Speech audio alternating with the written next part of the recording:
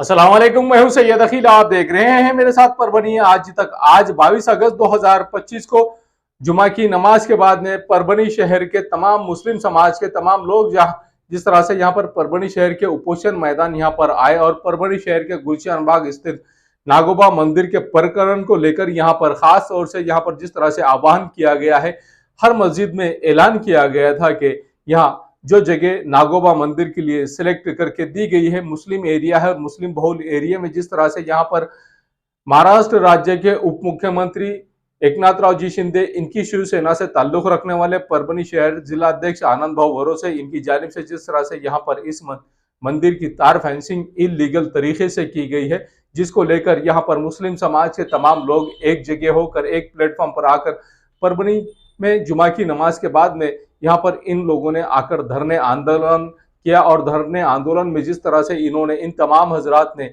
जो मांगे रखी, जो डिमांड रखा, हकीकत में 8 बाई 8 की इस मंदिर के लिए जगह मुस्लिम समाज के लोग खुद होकर देना चाह रहे थे। और इस प्रकरण को, ये प्रकरण नागोबा मंदिर का प्रकरण कोर्ट न्याय प्रविष्ट है और न्याय प्रविष्ट प्रकरण होने के बावजूद भी आनंद भाव भरोसे इनकी जानिब से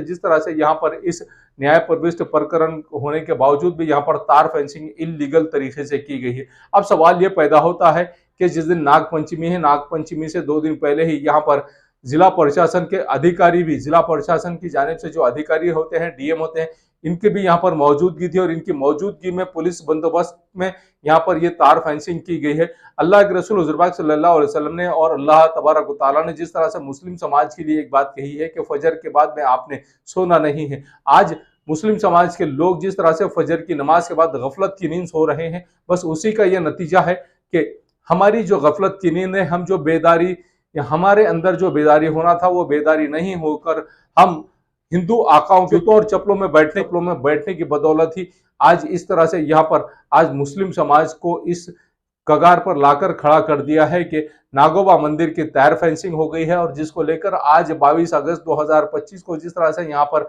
सकल मुस्लिम समाज की जानिब से यहाँ धरने आंदोलन किया गया है, 1 दिवसीय धरने आंदोलन किया गया है और ये तार फेंसिंग यहाँ से हटाई जाए, बस इस मांग को लेकर ही ये धरने आंदोलन किया गया है। इस धरने आंदोलन में मुस्लिम समाज के तमाम मान्यवर मौजूद थे और इन तमाम लोगों ने किस तरह की प्रतिक्रिया दी है ये भी हम आपको बता रहे हैं। हम विशेष तौर से आपको एक बात से अवगत करा दें कि आप हमारा परभनी आज तक यूट्यूब न्यूज चैनल दुनिया के किसी भी खित्ते में, दुनिया के किसी भी एरिया में अगर आप देख रहे हैं तो ऐसी सूरत में आपको अगर इंग्लिश में हमारा यूट्यूब चैनल का संस्करण देखने को मिल रहा है तो ऐसी सूरत में आप अपने ही मोबाइल के, आपके ही मोबाइल के सेटिंग में जाइए और सेटिंग में जाने के बाद में वहां पर जो ऑप्शन आता है, ऑडियो ऑप्शन आता है हिंदी का, बस उस पर क्लिक कीजिए तो आपको ऑटोमेटिकली हिंदी में आपको हमारी न्यूज सुनने को मिलेगी, देखने को मिलेगी। आप कहां से हमारा न्यूज देख रहे हैं, दुनिया के किस एरिया से आप हमारा न्यूज देख रहे हैं, आप कमेंट्स बॉक्स में कमेंट्स करके जरूर बताइएगा कि आप कहां से हमें देख रहे हैं। हम जानना चाहते हैं कि दुनिया के किन किन एरियो में हमें देखा जाता है, हमारे फॉलोअर्स कहां पर है, कहां तक फैले हुए हैं। बस यही इसी चीज का अंदाजा हमें लगाना है कि हमने आपके लिए कितनी अच्छी सर्विस देनी चाहिए, इस बात के लिए ही हम आपसे आह्वान कर रहे हैं। संकेत दे रहे हैं कि अल्लाह ही रहम करे। बाप सिंह के नाम से मारा जा रहा, तरह तरह की घटनाएं रोज सुनने में आ रही और हम जो है ये भी हम इस्तेमाल नहीं करेंगे तो शायद आइंदा फिर क्या हाल होगा इसका अंदाजा भी नहीं लगाया जा सकता। अल्हम्दुलिल्लाह सकल मुस्लिम समाज, इसके अंदर बहुत सारे होनहार लोग हैं, एडवोकेट इम्तियाज खान है, जाफर खान साहब है, मुदस्सिर असरार सर है, उलमाओं की रहनुमाई जैसे हम हमेशा लेते आ रहे हैं, वैसे हमारे पास मुफ्ती जहांगीर नदवी साहब है। ये कोई आम लोगों की तकलीफ नहीं है, आम लोगों के बुलावे पे आप नहीं आए, अल्हम्दुलिल्लाह मोतबर लोगों के बुलावे पे आए हुए। और ये जंग जो है सिर्फ एक नाइंसाफी के खिलाफ नहीं है, इंशाल्लाह आने वाले वक्त में जब जब भी जरूरत रहेगी ये लोग इंशाल्लाह हमारे साथ खड़े रहेंगे।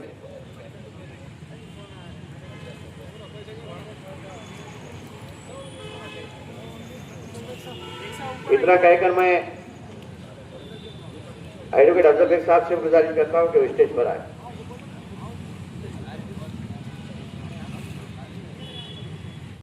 अभी हमने भारत के करोड़ों लोगों ने, सारे लोगों ने एक संविधान अपनाया और हम सब ने वो संविधान खुद पर लागू कर रखा है। यानी कि बात यह है, यहाँ पर ऊंच नीच नहीं होगी, भेदभाव नहीं होगा, यहाँ कोई छोटा नहीं होगा, कोई बड़ा नहीं होगा और ये देश कानून के राज से चलेगा। देश में कानून का राज चलेगा, किसी राजा का राज नहीं चलेगा, किसी पुलिस का राज नहीं चलेगा। ये देश पुलिस स्टेट नहीं बनेगा, ये हमने तय कर रखा है। इसमें कोई शक नहीं है कि पुलिस भी बनी है तो भारत के संविधान के अंतर्गत ही बनी है। अब बात यह है कि ये सीधी सी लड़ाई है कि अपने हक मांगने की। इस देश में बसने वाले हर जात के, हर धर्म के, हर मजहब के, हर रिलीजन के, हर इलाके के मानने वालों को अपनी अपनी श्रद्धा पर, अपनी अपनी अकीदत पर अमल करने का पूरा अधिकार इस देश का संविधान देता है। और अब हमारे शहर में कहीं कोई विकास तो नहीं होता है, लेकिन धर्म के नाम पर राजनीति करने का एक चलन चल पड़ा है।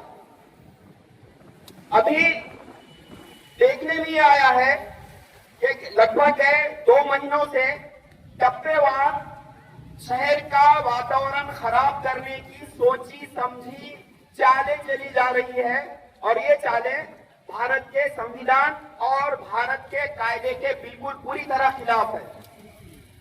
अब गुलशनाबाग का जो मामला है, मैं सबसे पहले ये बात बताता चलूं, इस देश की शान यही है कि देश में अजानों की आवाजें चलती रहेगी, इस देश में नमो वंदना पूजा ये चलता रहेगा, इस देश में क्रिश्चियंस अपनी इबादत करेंगे, इस देश में सिख अपनी इबादत करेंगे अपने तरीके से, इस देश के हिंदू भाई अपने अपने तरीके से इबादत करते रहेंगे और ऑब्वियसली बेशक मुसलमान भी जो तरीका इस्लाम ने बताया है उसके मुताबिक इबादत करते रहेंगे। लेकिन सिर्फ कुछ लोगों को भड़का कर, कुछ लोगों को अपने फेवर में लाने के लिए यहाँ सिवाय राजकारण कर कुछ हो नहीं रहा है। देखिए, ये गुलशनाबाग का जो मामला है, इससे पहले ये मामले को पूरी तरह कोर्ट में हमारे इम्तियाज भाई, परभनी वाले इम्तियाज भाई, एडवोकेट इम्तियाज भाई, एडवोकेट तौफीक हाशमी और असरार भाई और आतराफ इकनाफ के लोग इस मामले को पूरी ताकत से कोर्ट में रखने की पूरी कोशिश कर रहे हैं। लेकिन सवाल ये पैदा होता है कि एडमिनिस्ट्रेशन का काम क्या है। देखिए, एडमिनिस्ट्रेशन का काम ये है, देश में जो कानून है, जो प्रोसीजर है, उसको पूरी तरह जैसे के वैसे लागू करके आगे बढ़ना चाहिए।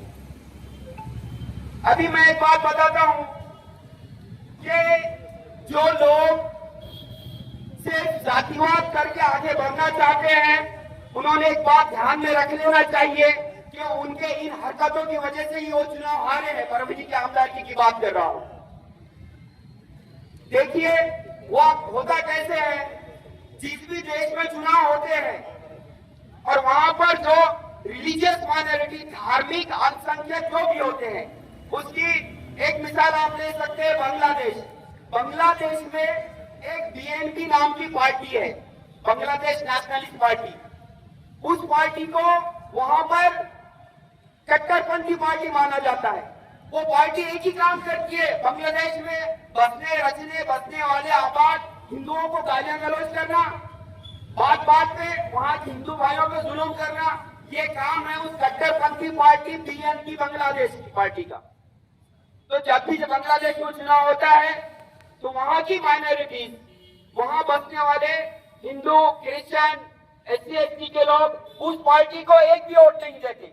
दुनिया में माइनॉरिटीज उस पार्टी को कभी वोट नहीं डालती जो कट्टरपंथी पार्टी है और जो माइनॉरिटी धार्मिक अल्पसंख्यकों को तकलीफ देने का काम करती है।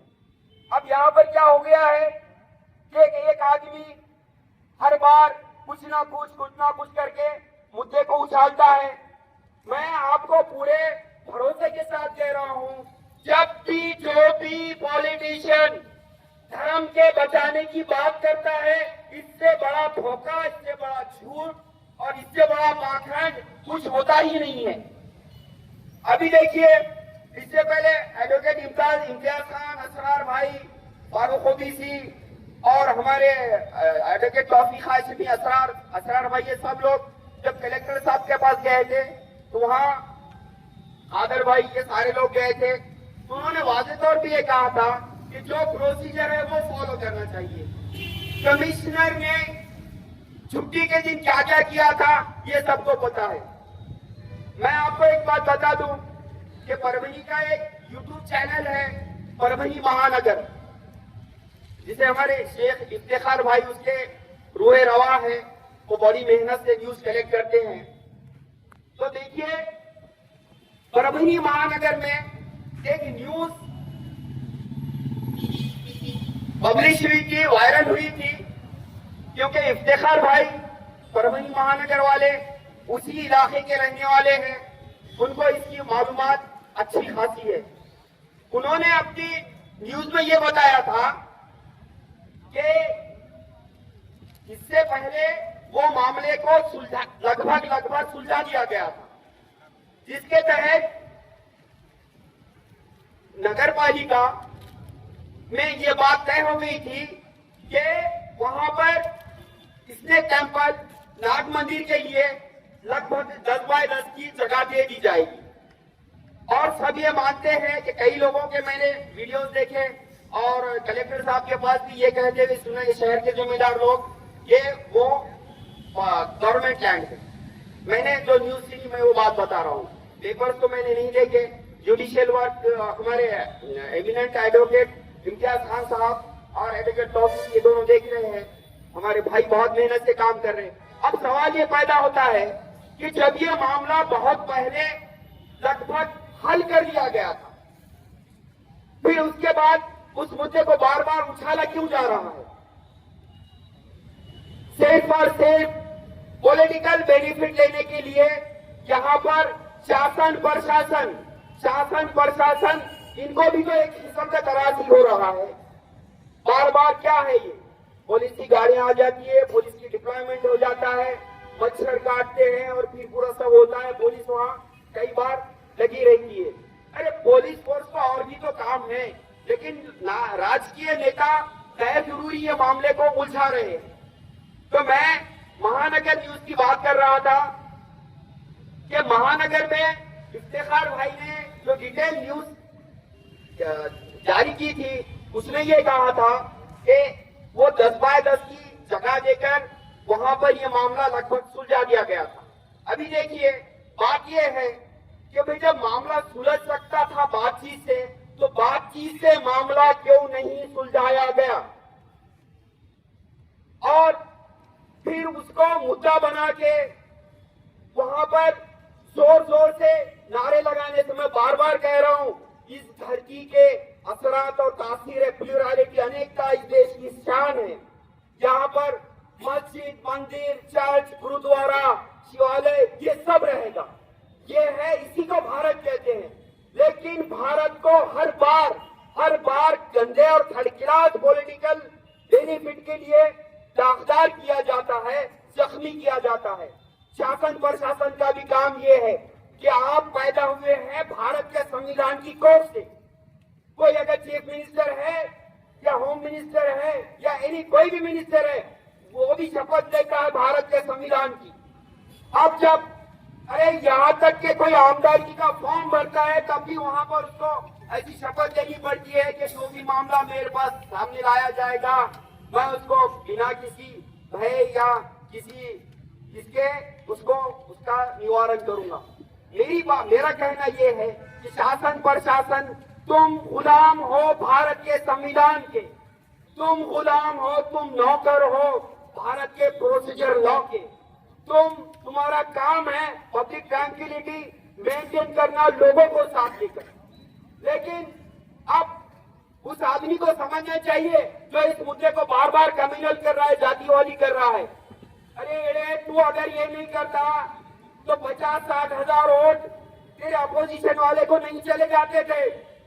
तेरे इस हरकतों की वजह से 50-60 हजार माइनॉरिटी के वोट डर के चले गए और हमेशा ऐसा ही होने वाला है। अगर ये मुद्दे ये नेता नहीं छोड़ेंगे तो यहाँ पर की माइनॉरिटी ऐसे लोगों के खिलाफ ही उठाती रहेगी। अहम बात यह है कि ये लड़ाई लीगल है। लीगल लड़ाई सिर्फ एडवोकेट कोर्ट में नहीं लड़ते हैं। लीगल लड़ाई का अटूट हिस्सा होता है पुलिस प्रशासन, कलेक्ट्रेट। अब महापालिका के कार्य क्षेत्र में है तो कमिश्नर भी उसका हिस्सा है। एक अकेले आदमी के बस की भी बात नहीं है और एक अकेला आदमी कानून को पूरी तरह लागू भी नहीं कर सकता है। इसका मतलब यही हुआ है कि सब तालमेल से, अच्छी नीयत से अगर काम करेंगे तो ये मसला बड़ा है। हमारा मकसद ये यहाँ पर हमारे साथियों ने ये जो मामला रखा है ये भड़काने के लिए भी रखा है और भड़कने के लिए भी नहीं रखा है। लेकिन ये यहाँ किस लिए रखा है कि देखो इस देश के संविधान ने हमको हक दिया है अपनी बात पुरअमन तरीके से रखने की। और कुछ लोग होते हैं हवाओं के साथ और दिखाते हैं कि वह है चिराग के साथ। हवाएं कोशिश करती है चिरागों को बुझाने की, लेकिन ऐसे दोहरे लोग जो अंदर से हवाओं के साथ है और दिखाने के लिए चिरागों के साथ है, ऐसे लोगों से मेरी हाथ जोड़ के रिक्वेस्ट है कि आप सीधे सीधे खुल जाओ और हवाओं के साथ रहो। राजकारण से गंदा धंधा कुछ नहीं है। वो धंधा है लेकिन गंदा है और आजकल तो बहुत ही गंदा हो गया है।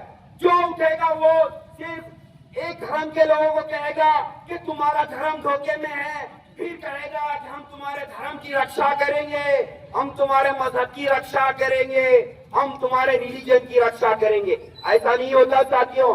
किसी को अगर भारत बनाना है, आगे बढ़ाना है, क्या है ये 21वीं सदी में चाइना किधर चला गया, दूसरे ममालिक कहाँ चले गए। आज हम अगस्त 2025 में भी उन्हीं मुद्दों पर बात कर रहे हैं।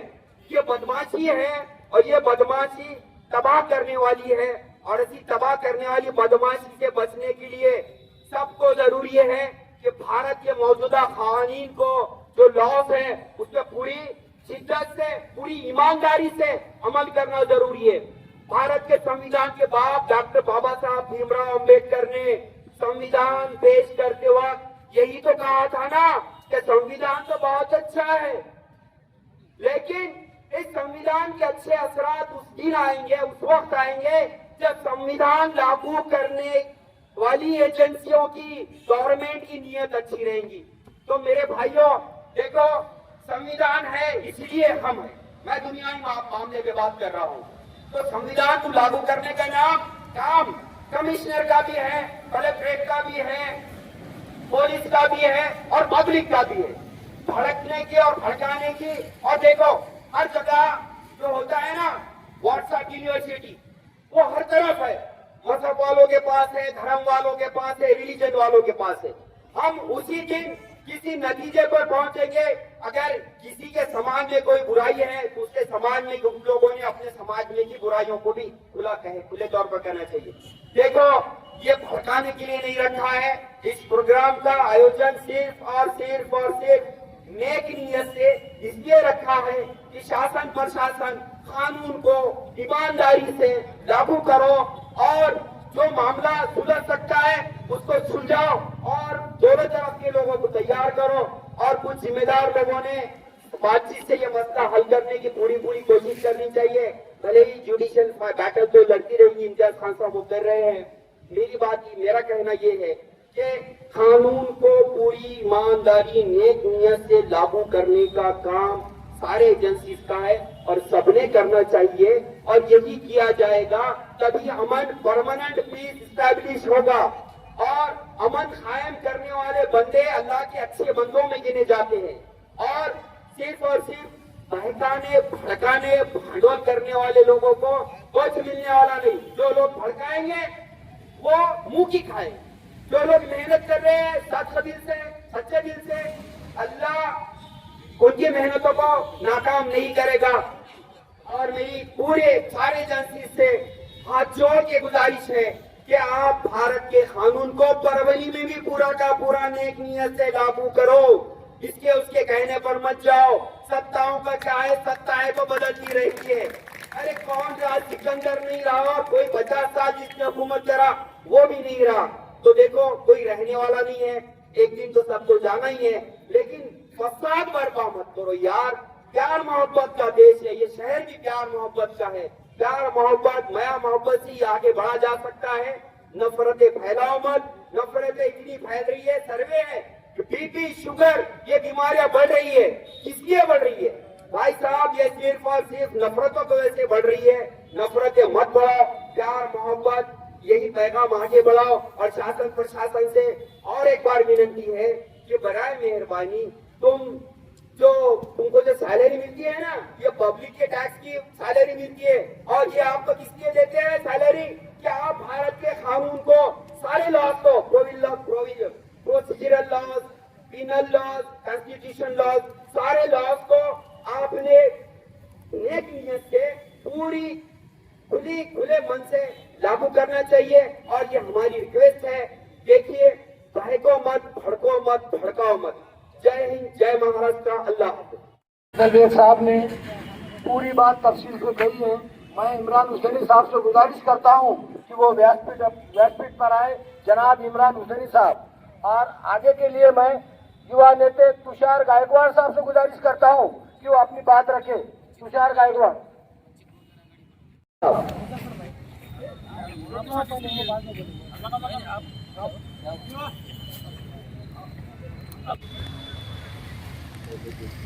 त्या मंदिराचे काही त्या ठिकाणी अवशेष ठेवले होते।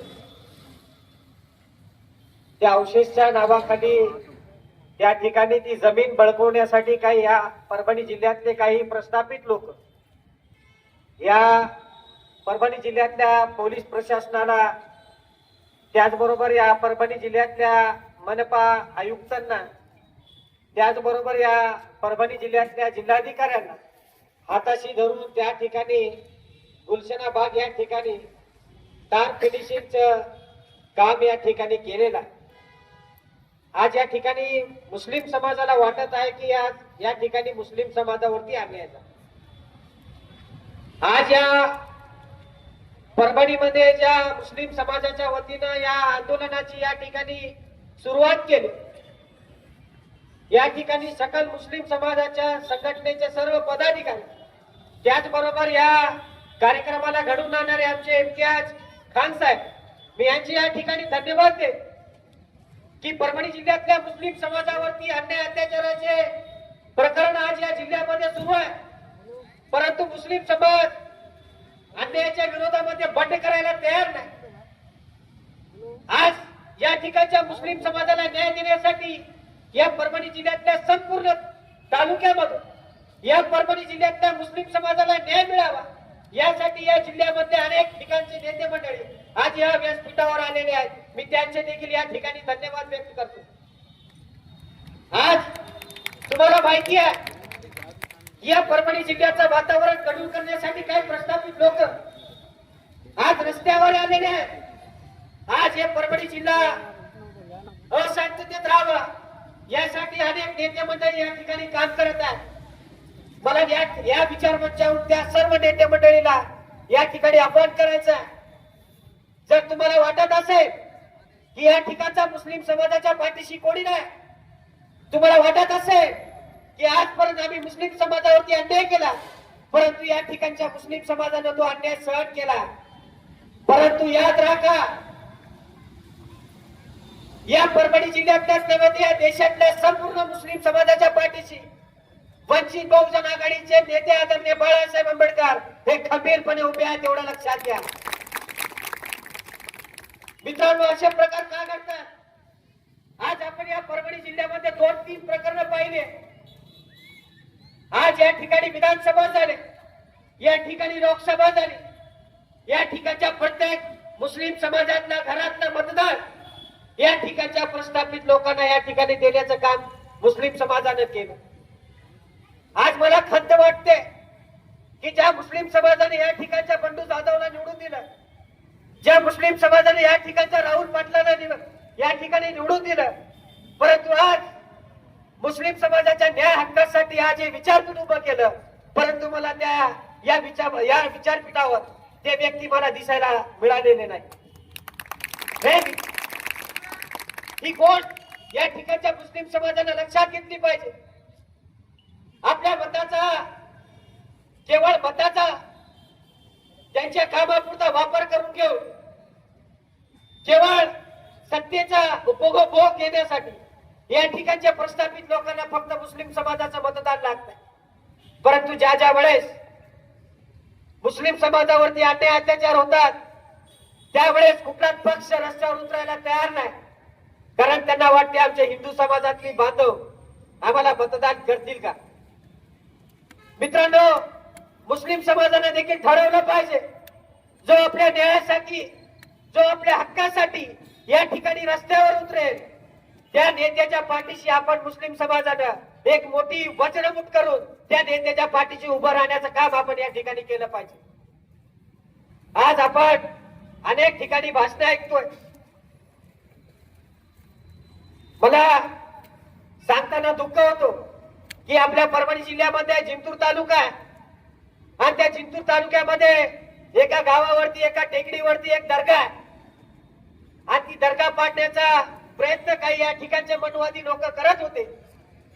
माझ्यापर्यंत ज्या वेळेस ते मेसेज आला, माझ्याकडं आमच्या वंचित बहुजन आघाडीचे मुझफ्फरभाई शेख युसुफ करीम यांचा ज्या वेळेस मला फोन आला की भाऊ, जिंतूर तालुक्यामध्ये एक दर्गा आहे आणि ती दर्गेला एका तहसीलदारनी तोंडी नोटीस दिली की ही दर्गा आता तुम्ही पाडून टाका, ही बेकायदेशीर आहे.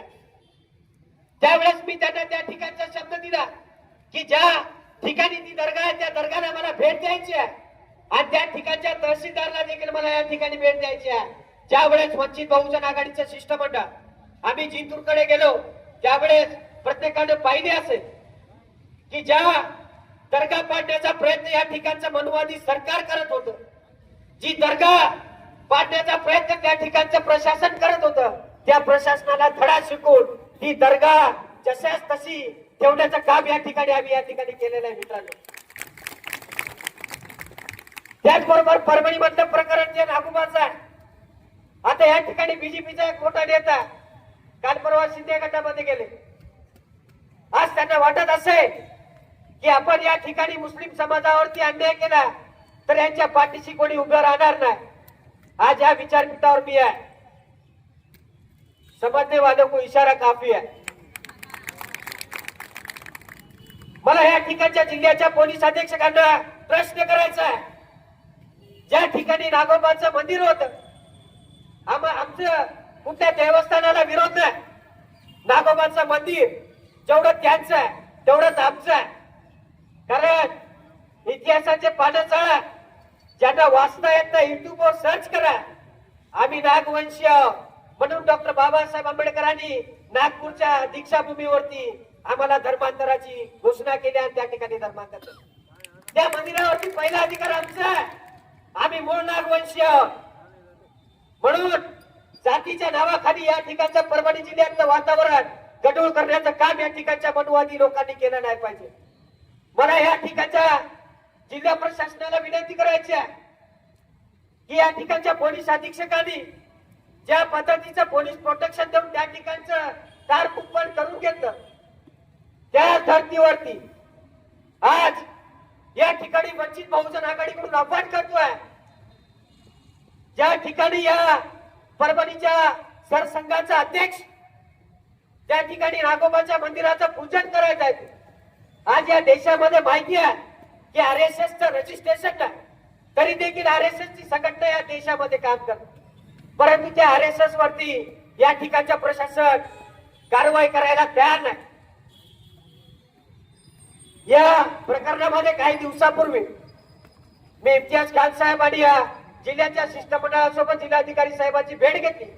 त्यानंतर मी एक बाईट दिली होती की मुस्लिम समाजाचे आभार मानले पाहिजे की परभणी जिल्ह्यातलं वातावरण या मुस्लिम समाजावर एवढे अन्याय सुरू आहे तरी देखील शांत आहे.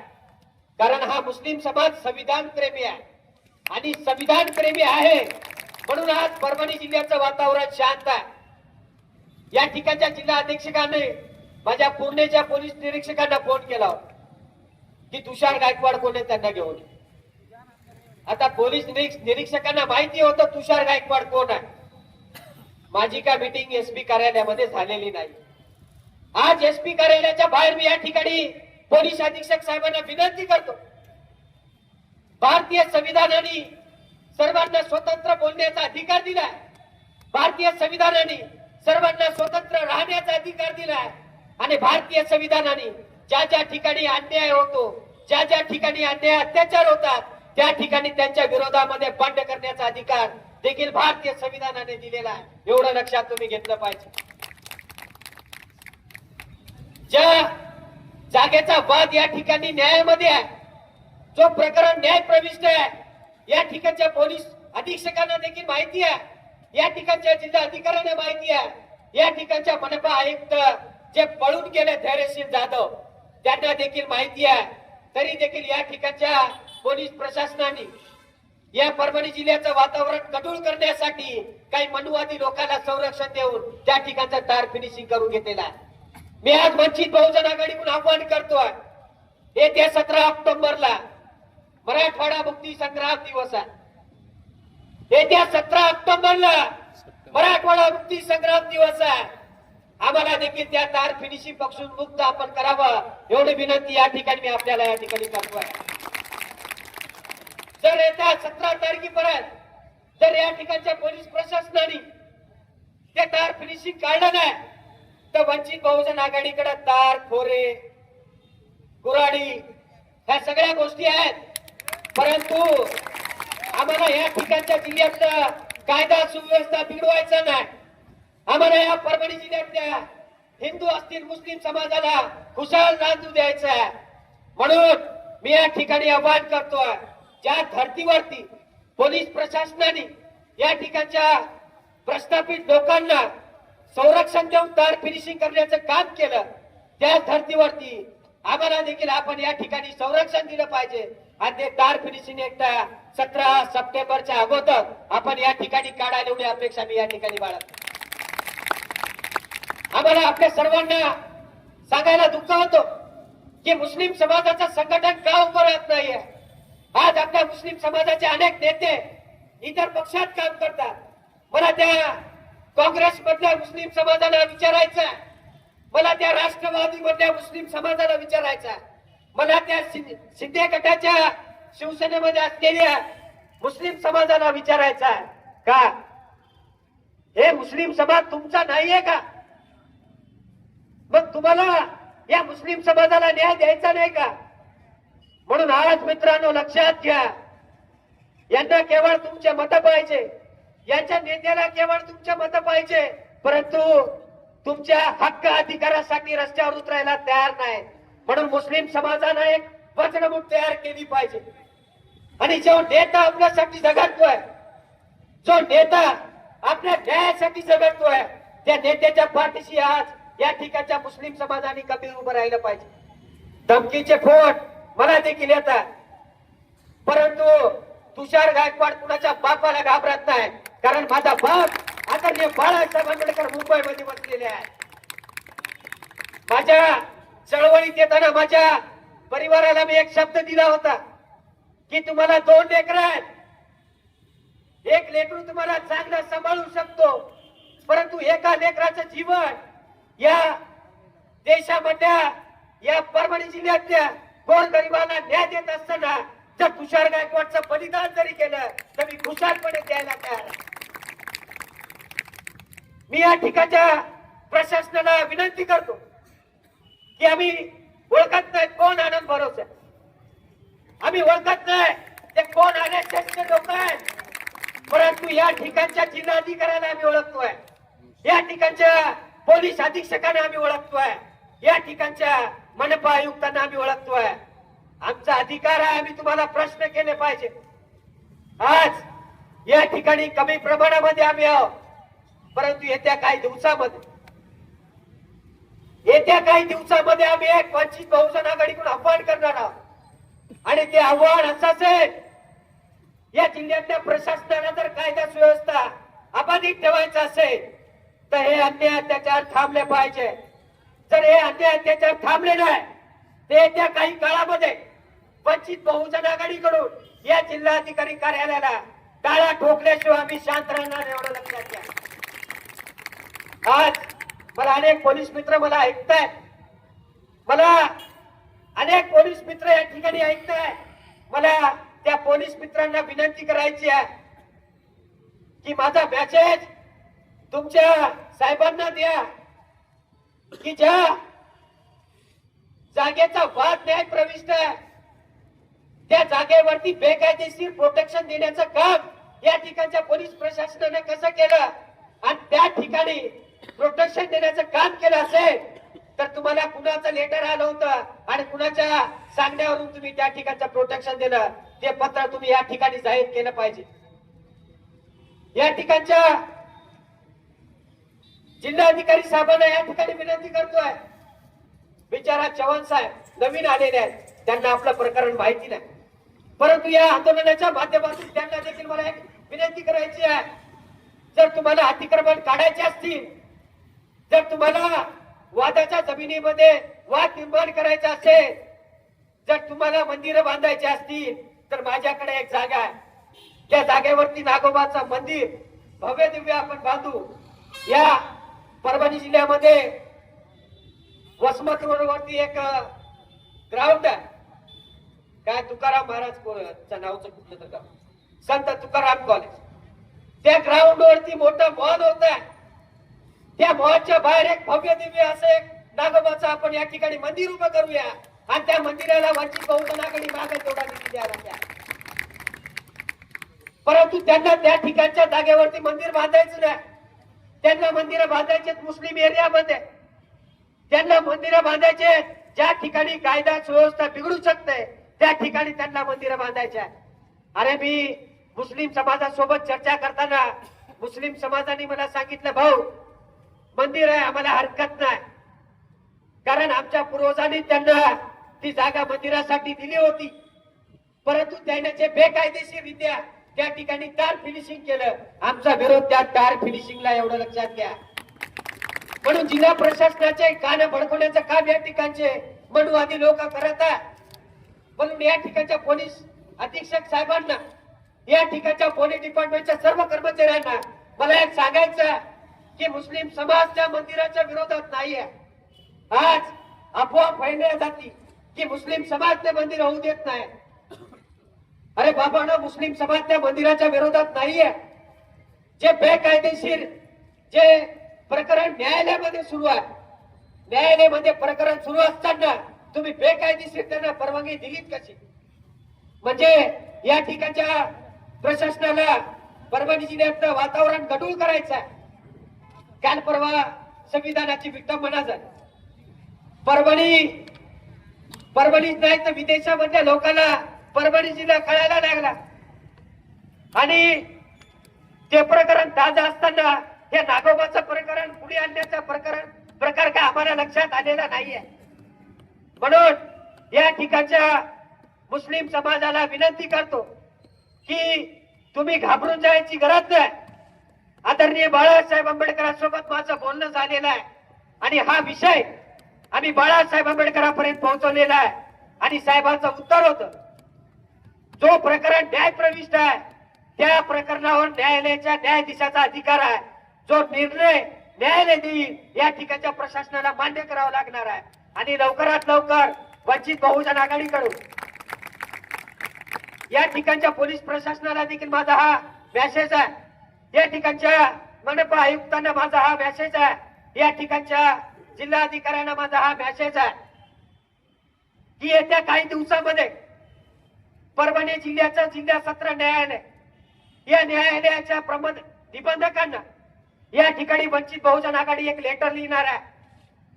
हा प्रकरण न्यायप्रविष्ट असताना या ठिकाणच्या पोलीस प्रशासनाला, या ठिकाणच्या जिल्हा प्रशासनाला या ठिकाणी न्यायालयाने परवानगी दिली होती का ते तार फिनिशिंग करण्यासाठी? जर कोर्टाचं उत्तर जर या ठिकाणी नाही आला तर त्या ठिकाणी जे जे उपस्थित होते, मग तो नेते असतील किंवा अधिकारी असते, त्या सर्वांवरती 353 प्रमाणे गुन्हा दाखल झाला पाहिजे, हे या ठिकाणी वंचित बहुजन आघाडी मागणी करणार आहे. आज बऱ्याच दिवसापासून हे प्रकरण सुरू आहे. अनेक लोक माझ्या बोलण्यामध्ये मला भेटायला आले. अनेक प्रशासनातल्या अधिकाऱ्यांनी मी इथं येऊ नये म्हणून प्रयत्न केले, परंतु त्या अधिकाऱ्याला माहिती आहे तुषार गायकवाड हे कोणाच्याच बापाला घाबरत नाही. पूर्ण तालुक्यातून येऊन या शहराचं नेतृत्व करतोय, जिल्ह्याचं नेतृत्व करतोय. मी ज्या वेळेस आंबेडकरी चळवळीमध्ये आलो त्यावेळेस घरावरती तुळशी पत्र ठेवलेलं आहे आणि ते तुळशी पत्र ठेवून या सामाजिक चळवळीमध्ये काम करतोय. म्हणून मी कुणाच्याच धमकीला घाबरणार नाही, मी कुणाच्या धमकीला घाबरत मी नाही.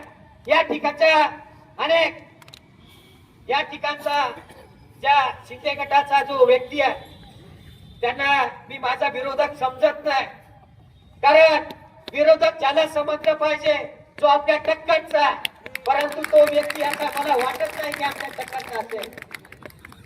कारण मी या ठिकाणी मुस्लिम समाजाला आव्हान करतोय, हा प्रकरण केवळ परभणी पुरता मर्यादित नाहीये.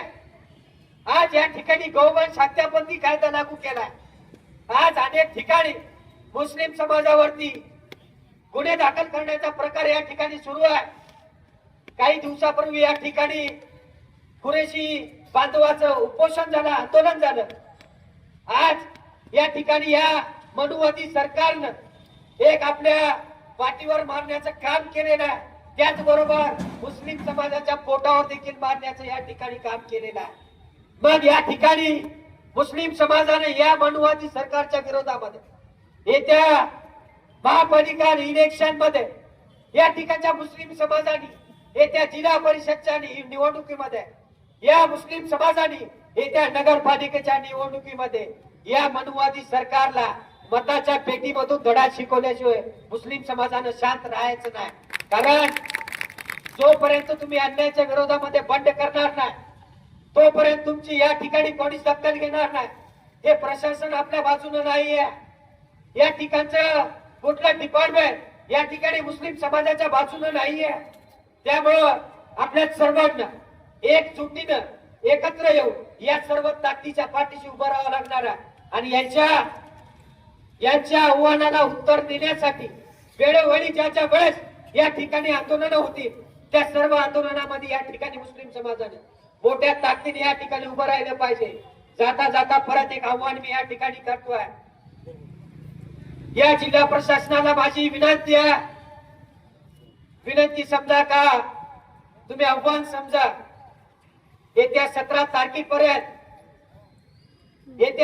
तारखेपर्यंत बेकायदेशीर केलेलं तार फिनिशिंग आपण काढलं नाही. येत्या 17 तारखेच्या नंतर वंचित बहुजन आघाडी ते तार फिनिशिंग काढण्यासाठी पुढाकार घेईल, एवढं लक्षात घ्या.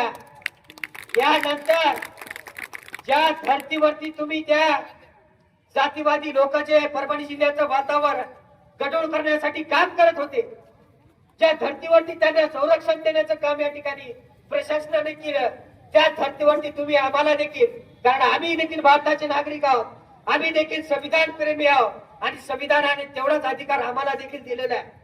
त्या धर्तीवरती तुम्ही आम्हाला या ठिकाणी संरक्षण दिलं पाहिजे.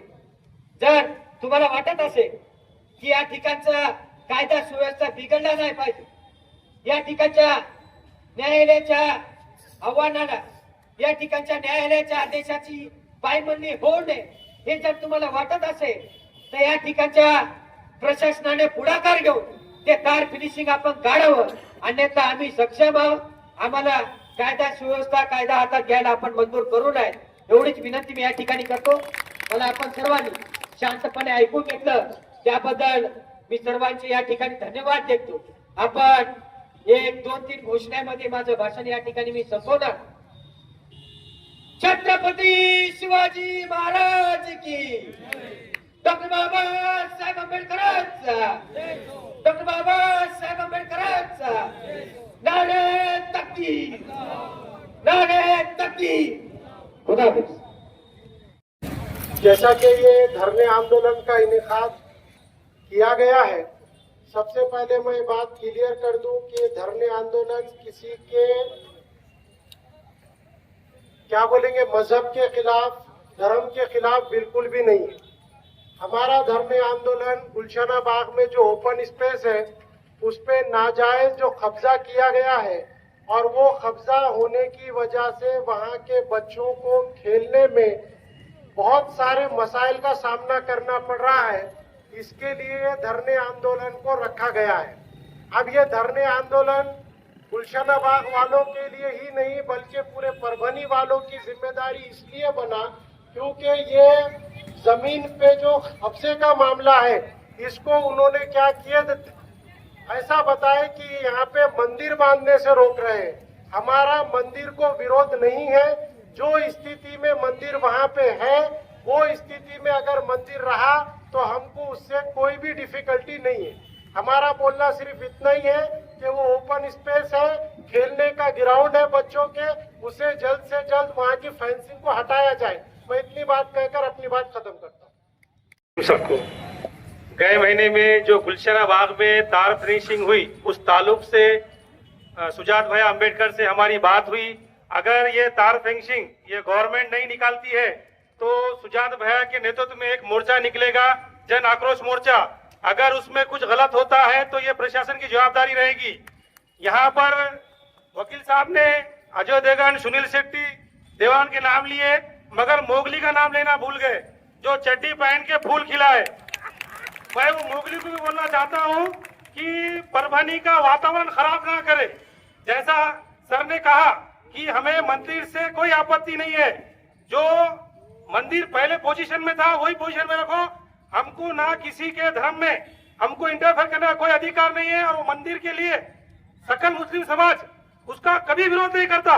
मगर जो मोगली जो काम कर रहा है और एक साथ में बगीरा एक है जो सुबह सुबह कहीं भी फोटो खींच लेता है और फेसबुक पे डालता है, वो बगीरे से भी ये कहना चाहूंगा कि जंगल में रहो, तुम्हारी जगह जंगल में है। अगर सिटी में आओगे तो वंचित बहुजन अघाड़ी को मालूम है कि आपको किस तरीके से वन विभाग के जरिए जंगल में भेजना है। मैं इतने अल्फाज कहेंगे सबको जय हिंद, जय महाराष्ट्र।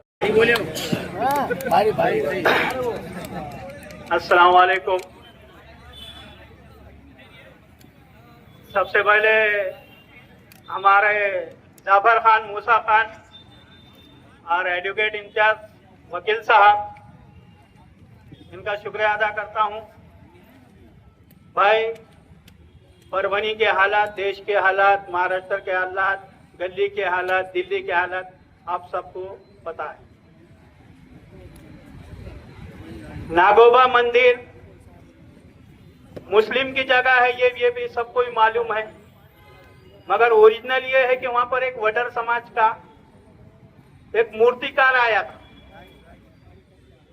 उस मूर्तिकार ने खलबट्टे, सील लोगों को बेच के एक बड़े पत्थर से, वो प्राचीन मंदिर नहीं है, वो आरजी मंदिर है। और 1985 के अंदर यूसुफ कॉलोनी के अंदर डॉक्टर रशीद साहब ने प्लॉटिंग किए थे। और मैं जब तालीम पाता था तो उस टाइम पे जाता था मैं कि भाई वो मूर्ति का रहने का बेचते बेचते एक दिन उसको गुस्सा आया, अपनी वो नागोबा की मूर्ति, सांप की मूर्ति बनाया और वहां छोड़ के चलेगा। अब वो ठीक है, लोगों ने वहां पर जानकारी कुछ नहीं करे, सोई भी कौम थी, सो गई भी थी। अब ये भाई को विधानसभा में इसको वोट नहीं डाले बोलकर चिढ़ आ गई। भाई तेरे को नहीं डाले मगर तेरे भाई को तो डाले ना, तेरे बड़े भाई को एक जुट होके डाले। अब एक को पेशाब, एक को पैखाना का। स्टेट पे आने के वास्ते, कौम का मसले के वास्ते बहुत बड़ा जिगर लगता। और ये राजकारण हमाको और तुम्हाको समझना है।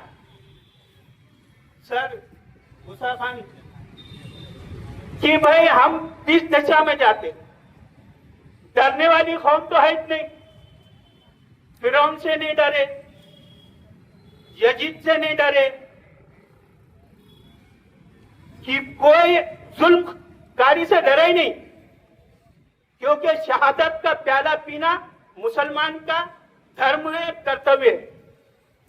हमारी खामोशी जो कि हम ओट के टाइम में, क्योंकि आप पुलिस प्रशासन को है नहीं ये करते, दोषी ठहराते। भाई गुलशना बाग के अंदर उत्तर में न हिंदू है, न पश्चिम में है, न दक्षिण में है, न इसमें है, चारों तरफ से मुस्लिम है और बीच में नागोबा है।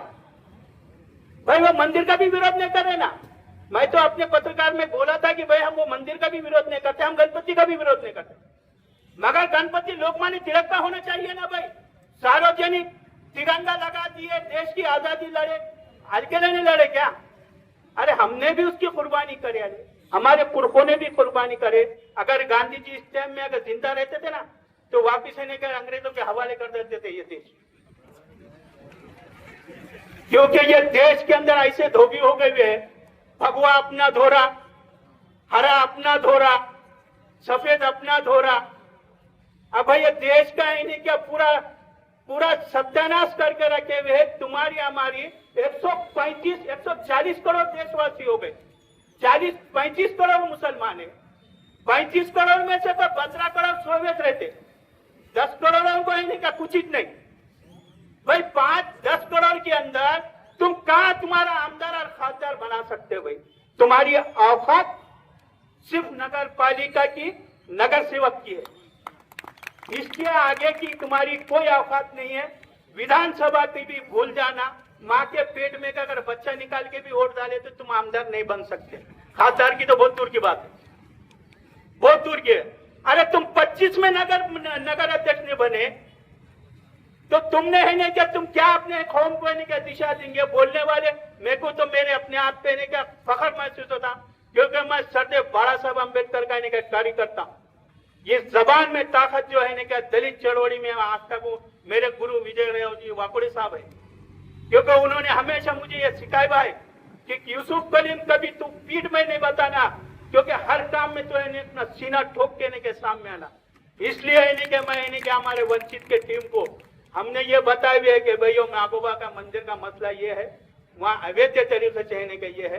टाइम होते जा रहा है, कलेक्टर साहब को और इम्तियाज खान साहब का नहीं क्या, वकील साहब का बहुत तहे दिल से शुक्रिया अदा करता है कि 2 महारथी यहाँ से नहीं क्या बदली अचानक हो गई है। एक महाआयोग, दूसरा कलेक्टर। मैंने देवानंद उसका नाम रखा था, आपको मालूम है, गुप्त मीटिंग है। वकील साहब की जो स्पीच थी, महासचिव को जो महाराष्ट्र के हमने जो रोके थे, उसको मैंने जो रोका था, और वकील साहब ने जब शुरू करे थे उसके कान के पर्दे से खोले कि भाई ये गलत है, इसलिए आनंद फानन नहीं गए। दोनों कलेक्टर आयुक्त उड़ाए हुए हैं। अब देखते हैं आगे है होता है क्या। भाषण तो बहुत करने का था ना, वक्त बहुत करीब है, कलेक्टर साहब को मिलना है। जय हिंद, जय महाराष्ट्र, जय भीम, जय भीम, खुदा हाफिज। अस्सलाम वालेकुम तमाम मंच के और यहाँ पर जो अभी हमारे पास अध्यक्ष नियुक्त किए गए और आए हुए आप सभी नौजवानों को मेरा अस्सलाम वालेकुम। हमारा काम है सीखना और आपके सामने करना, लेकिन माइक के सामने पहली बार हम माइक दूसरों को लगाते हैं। आज माइक हमको खड़े करने के आते जफर भाई ने आवाज दिए, मैं उनका शुक्रिया अदा करता हूँ। लेकिन एक बात है कि मेरी ये जिम्मेदारी है कि मैं भी गुलशन बाग का रहने वाला हूँ और आज मेरी वहाँ पर उम्र 50 साल हो चुकी है। अगर से वो मैं पुजारी को पूछना चाहता हूँ कि तेरा दादा जब आता था तो तू पैदा हुआ भी नहीं होगा, तो बेटे तेरा दादा आता था वहाँ, अगर से हमको हटाना ही रहता था तो पत्थर कब का हट जाता था। लेकिन ये मुसलमानों का ज़र्फ है कि इन्होंने हर सबके भावनाओं को समझ सकते, और तू जो मामूली बात को लेकर जो इतनी बड़ी हमला बना रहा है और माहौल खराब कर रहा है, ये हिंदुस्तान का पूरा माहौल खराब हुआ, ऐसा बात कर रहा है तू परवनी से। और जो आनंद भरोसे साहब है, ये जो कहते हैं कि भाई खाली, तो मैं ये बात बताऊंगा आनंद भरोसे साहब को ये स्टेज से मन से कि भाई आप जिस वक्त कमल के फूल से खड़े थे तो आपको 4800 मुसलमानों ने वोट दिए हुए, ये भूलो मत। तुमने यहाँ की मस्जिद जो है, तो जब मस्जिद जो थी अपने बस्तान के पास की, उसके वास्ते आपने न्याय हक लड़े बोल के ईमानदारी से मुसलमानों ने आपको 48 वोट डाले। लेकिन आपने ऐसा बताया कि जब आप एक दूसरे की मोहब्बत और खुलूस से नजदीक आएंगे तो एक दूसरे के ख्यालात समझेंगे। लेकिन तुमको ऐसा समझ में आया कि मैं शिंदेगढ़ में गया हूँ तो खाली मैं मुस्लिम वोटों पे हिंदू वोटों पे चुन के आऊंगा, और इसलिए तुमने मुसलमानों को बाहर करे, इसलिए मुसलमान तुमसे दूर हुए। ना कोई राहुल पाटिल कोई हमारा खानदान का नहीं है कि उसको वोट देने के वास्ते, या तू भी हमारे खानदान का नहीं है कि वोट देंगे। जो मुसलमानों के साथ आएगा वो मुसलमान उसको वोट देने के लिए हमेशा तैयार रहता। तो ये मैं मन से ये बताना चाह रहा हूँ, जो भी लीडर है यहाँ पे बैठे हुए स्टेज पे भी, भाई आप ही मुसलमान है तो अगर से हमारा काम करेंगे तो हम तुमको वोट देंगे, न तुमको भी कल जूतों के ढोकरा में रखेंगे। ये हमारी बात है, क्योंकि सच्चा मुसलमान ही बता सकता है ये बात कि भाई उसकी तकलीफ क्या है। तुम पहले महल्ले के अंदर के जो रहते नगर सेवक, हमारे अभी करीम यूसुफ साहब ने बोले कि मुसलमान की औकात क्या है नगर सेवक तक, लेकिन अल्हम्दुलिल्लाह ऐसे भी यहाँ पे जंजू है जो कि हमारे मरहूम सज्जुल आला शमीम खान साहब ऐसे लीडर हो चुके हैं, और जो हमारे रहमान खान साहब यहाँ पे एमएलए बने हुए हैं, जनता से चुन के आए हुए, लेकिन उन्होंने कभी जातिवादी नहीं करे। जातिवाद का बीज कोई भी प्रयोग करेगा लेकिन वो कुछ दिनों के लिए अच्छा रहेगा, और मुरझाएगा तो बाद में ऐसा सड़ेगा कि उसकी बदबू आएगी। ये कोई भी समाज के लोगों ने समझना चाहिए कि भाई जो चीज है वो चीज को उसी तरह से रहना चाहिए। हर एक की श्रद्धा है। हमारा अगर से हम चाह रहे तो आज हम, मेरी 50 साल की उम्र हो गई है, वो नागोबा का शेषराव भाऊ मरहूम, इन्होंने जो तो यहाँ पे जो नगर अध्यक्ष रहते हुए खासदार रहे, आमदार रहे, लेकिन जिस वक्त उन्होंने कहा था बोलते मैं तो मालूम नहीं कि मैं मुसलमान की ओर से चुन के नहीं आया। उनको बाद में लोगों ने भी औकात बताया कि उनको नगर सेवक को भी चुन के नहीं लाए। एक शिवसेना जिसके हम बताते थे कि भाई एक परेड में बोलते थे कि भाई मुसलमान की दुश्मन जो तो शिवसेना, लेकिन आज ये बात हो रही कि जो उसके अंदर आज मुसलमान जो तो पर ज्यादा से वोट दे रहे, क्यों दे रहे? इसकी वजह आपको भी सोचना चाहिए आनंद भोरे साहब कि ये मुसलमान कौम ऐसी है जो हमदर्दी में आएगा उसके साथ आती है।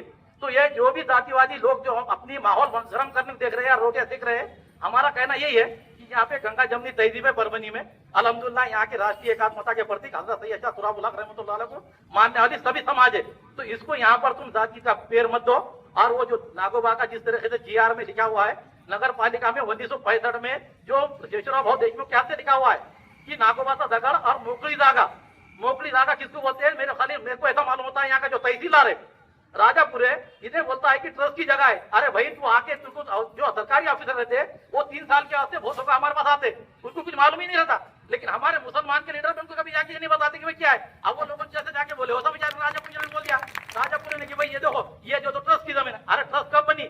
ट्रस्ट जब बनी जिस वक्त ये लोग, ये जो नया पैदा हुआ पोता पुजारी का, ये पोतरा जो आया हुआ है पोतरा, उन्होंने बनाया ट्रस्ट। पहले कुछ भी नहीं था वहाँ पे अभी पीआर कार्ड मुसलमान का है, लेकिन हमने उसको भी नहीं जब खत्म कर दिए। हमने बोले भाई वो आस्था का मामला है, वो झगड़ा है, वहाँ फतरा जो भी है उनकी जो है, आते बेचारे नागपंचमी को पूजा करते चल जाते। हमने जितना हमने जो संभाल के रखा है तुम भी नहीं संभाल के रख सकते। आज 50 साल से हम संभाले, इसका मतलब लोगों हमारे कितना सर्फ है। और जो तू आके अभी 4-5 साल में जो तो माहौल खराब करने में देख रहा कि भाई आके वहाँ चीखने का चिल्लाने का, ये इससे कोई होने वाला नहीं है। आज जो भी लीडर के पास भी है तो जीआर देखा जाएगा, जीआर के तहत काम होगा। तो हमारा मकसद यही है, आज जो भी यहाँ पे आए थे कि भाई ये जो वहाँ की जो तार फेंसिंग थी वो गलत तरीके से लगाई गई है, और जो अधिकारियों को मालूम नहीं है, वो अधिकारियों ने जो उसका बढ़ावा दिए, उन अधिकारियों को निलंबित करो, उन पे कार्रवाई करो बोल के आज हमारी ये मांग थी। और वही मांग को लेकर आज हमने यहाँ धरना किया है। अगर जिला कलेक्टर साहब आज नहीं आए हुए हैं, उन्होंने पदभार संभाला हुआ है, हमारी उनसे ये गुजारिश है कि भाई उन्होंने पूरी फाइल को देखे, और देखने के बाद और हमारे मैं खास तौर पर आज मैं माफी के साथ बोलूंगा कि जो नारायणपेट के पीआई कदम साहब है, उन्होंने भी ये सोचना चाहिए कि इसके पहले जितने पहले चालक साहब बोल के थे पीआई, उनके पीरियड में यही नागोबा का पुजारी बोल के जो रहता था पहले, जो नगर पालिका में था, ये सज्जू लाला और शमीम भाई के पास आया था कि हमको 6x6 का चबूतरा बना के दीजिए, हमारी वहाँ विटंबना हो रही। इस बात को लेकर खाली 6x6 का मंगा रहा, तू सर तू पोतरा होकर तार फेंसिंग कर रहा, कितनी कमाल की बात है इसकी। अरे तू पोतरा है रे, और तेरा दादा जो तो खाली 6x6 की जगह मांग रहा था, तो वो हम जो तो वहाँ पे इतनी हिफाजत से रख रहे, और तू समझ नहीं सक रहा। आज अगर कोई समझोगे जो भी हमारे पास के अरविंद देशमुख है, अरविंद काका देशमुख ने इसके पहले वहाँ पे जो ट्रक जो तो वहाँ पे ये ला के डाले थे पत्थरे, उनको जब पता चला कि भाई ये मामला गलत हो रहा, वो लोग खामोश बढ़ गए। तो ये मेरा बताना है, जो भी उचकार है, जो भी आने वाले नगर पालिका में भी मैं बताता हूँ, उसमें सुनील भाव देशमुख को मैं 700 रुपए यहाँ से चेतावनी करता हूँ कि भाई आप जो हनुमान के पास से लेके, तो आप जो प्रभाग क्रमांक 7 में चुन के आ रहे हैं, मोइन मौली और गुलवीर खान साहब, इनके साथ जो चुन के आ रहे तुम भी वैसा भाईचारगी का और सेकुलर का मामला रखो। ऐसा नहीं कि भाई आए और आप जो तो आपके पास एक समाचार बोल के उसको मिले, आपको वोट से चुन के लाए हुए मुसलमानों ने। आप ये भी बात सुनो, मैं ये खुली बात बता रहा हूँ, मैं यहाँ से अरविंद काका देशमुख को भी और सुनील बाबा देशमुख को भी, कि जो आप पीठ पीछे से काम कर रहे हैं ना, ये गलत कर रहे हैं। मेरा काम है आपको ये बात आज चेतावनी के साथ बता रहा हूँ कि अगर आने वाले दिनों में आपको अगर सही सेकुलर रहना है तो सेकुलर के साथ रहो और ईमानदारी से काम करो। यहाँ पे जो भी हमारे नौजवान आए हुए, आज ये कम तादाद में नहीं है, ये पूरे गुलशन वाक्य, कोई बाहर से बुलाया हुआ नहीं है और किसी को बोले हुआ नहीं है। सिर्फ ये उनको समझ में आया कि भाई इतना बड़ा माहौल, और पुलिस प्रशासन वहाँ ऐसा कर दे रहा, कर्फ्यू का माहौल, पूरे तरह से रस्सियां लगा दिया, ये कर दिया। अरे अवैध तरीके से क्या कर रहे हैं आप? प्रशासन है, प्रशासन ने कैसा रहना चाहिए? दोनों को भाईचारगी से लाके बिठाना था, पीआई ने बिठाकर दोनों को बात करना था कि भाई तुम्हारे पास क्या है, तुम्हारे पास क्या, ठीक है, इन्होंने ऐसा करना चाह रहे। अरे वो तो चला गया बेचारा, महानगर पालिका का 2 मिनट में ढुंगान पे लात मारे उसकी, चलेगा यहाँ से क्या रहा भाई? ऐसा तुम ये देखो कि भाई इंसानियत पैदा होना चाहिए, ऐसा इंसानियत बढ़ना चाहिए, आप ना कि नफरत पैदा करो। आप अधिकारी है, आप 1, 2 से 7, 3 साल तक रह सकते, इसके ऊपर नहीं रह सकते आप। तो इसलिए मेरा बोलना है कि जो भी आप यहाँ पे कलेक्टर साहब आए, कलेक्टर साहब ने जो दोनों को बुलाई है और बुला के दोनों के कागजात क्या है देखिए। आज हम यहाँ पे 50 साल से रह रहे हैं, हमारे आजू बाजू के घर जो है यम शकील साहब का घर है, हमारे जफर भाई गुलशन जो कैंटीन वाले उनका घर है, हमारे शकील सौदागर का एजाज भाई का घर है, ये सब आजू बाजू घर है, खाजा भाई का घर है नगर सेवक। अभी तक हमने कुछ नहीं करे और तुम क्या कर रहे भैया, क्यों माहौल खराब करना चाह रहे? हमारी यही गुजारिश है, आज हमारे आए हुए पूरे गुलशनाबाद के नागरिकों की भी यही मांग है कलेक्टर साहब से कि आप जो तो इसमें जो दोषी है उन आरोपी जो है वो अधिकारी उनको जो तो उन पर कार्रवाई करे और उनको ये चेतावनी दे कि दूसरे बार कोई काम करते हो दोनों को समाज को एक जगह बुलाए और इस मामले को जो तो सुलझाए और शांतता से भी माहौल सुलझ सकता है। लेकिन अगर से आपको ये मंशा है कि परभनी में हम जो तो माहौल खराब करेंगे तो इंशाल्लाह इसको हम एक बार भी नहीं होने देंगे, तुम्हारे मंसूबे हमेशा नाकाम रहेंगे। ये स्टेज से बोल रहा हूँ और ये जो मेरे को आज बोलने के लिए जो मेरे को यहाँ पर मंच पे जो बुलाया गया, इसलिए मैं इस मंच का जो तो शुक्रिया अदा करता हूँ। मेरे बात यही खत्म करता हूँ। अल्लाह हाफिज, अस्सलाम वालेकुम। जिनको मुसलमानों से नफरत थी 2019 के बाद ऐसा क्या होगा 24 में, जो कि हम जो है सो उनके पीछे लग रहे हैं, उनकी जो है सो जानते हैं कि हमारे हिंदू भाई उनके ओर सरक जाएंगे, हमें सिर्फ वो इस्तेमाल करने का काम कर रहे हैं। वक्त बहुत ज्यादा हो चुका है। मैं अभी आने वाले जो 2 लोग रह गए हैं, सिर्फ 2 मिनट के लिए उन्होंने अपनी बात रखनी है। मैं फारूक ओबीसी से गुजारिश करता हूँ सिर्फ 2 मिनट में वो अपनी बात रखे। इम्तियाज खान साहब, मुदस्सिर असरार साहब, जाफर खान और उनकी तमाम टीम को जितने गए हैं उनसे मुबारकबाद देता हूँ।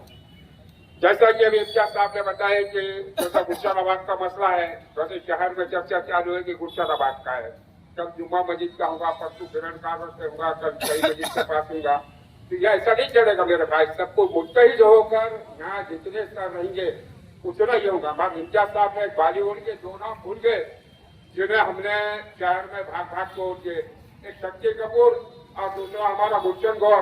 आज वो कहीं तुम्हारे साथ, हाँ आज उन्होंने आज तुमको जैसा हमारे यूसुफ कलीम साहब हरफ पहले ने मेरे भाई कि मोगली के बारे में बात कही कि मुसलमान आमदार बिल्कुल बन सकता। मोगली जिंदगी में इंशाअल्लाह कभी आमदार तो क्या नगर सेवक भी नहीं बन सकता। मोगली जिन्हें कब्जा करा, मेरी पुलिस प्रशासन की इतनी दरखास्त है, अब जिला प्रशासन से जिन्हें कब्जा करा उस पर कार्रवाई होगा और जिन्हें उसको साथ दिया वो तबादला नहीं, उसको सस्पेंड होगा। बस इतना बड़ा मैं दुआ करता हूं। अस्सलाम वालेकुम रहमतुल्लाहि व बरकातुहू। हाज़रीन, क्योंकि वक्त काफी तेजी से आगे बढ़ रहा है और सूरज भी अपने गर्माहट आपके सामने पेश कर रहा है, क्योंकि हमारे सदस्य साहब को हुक्म है कि जो लफ्ज आपके सामने कुछ बोलूं, इसलिए मैं खड़ा हुआ हूँ। बस 2 मिनट में आपसे रुखसत हो जाऊंगा।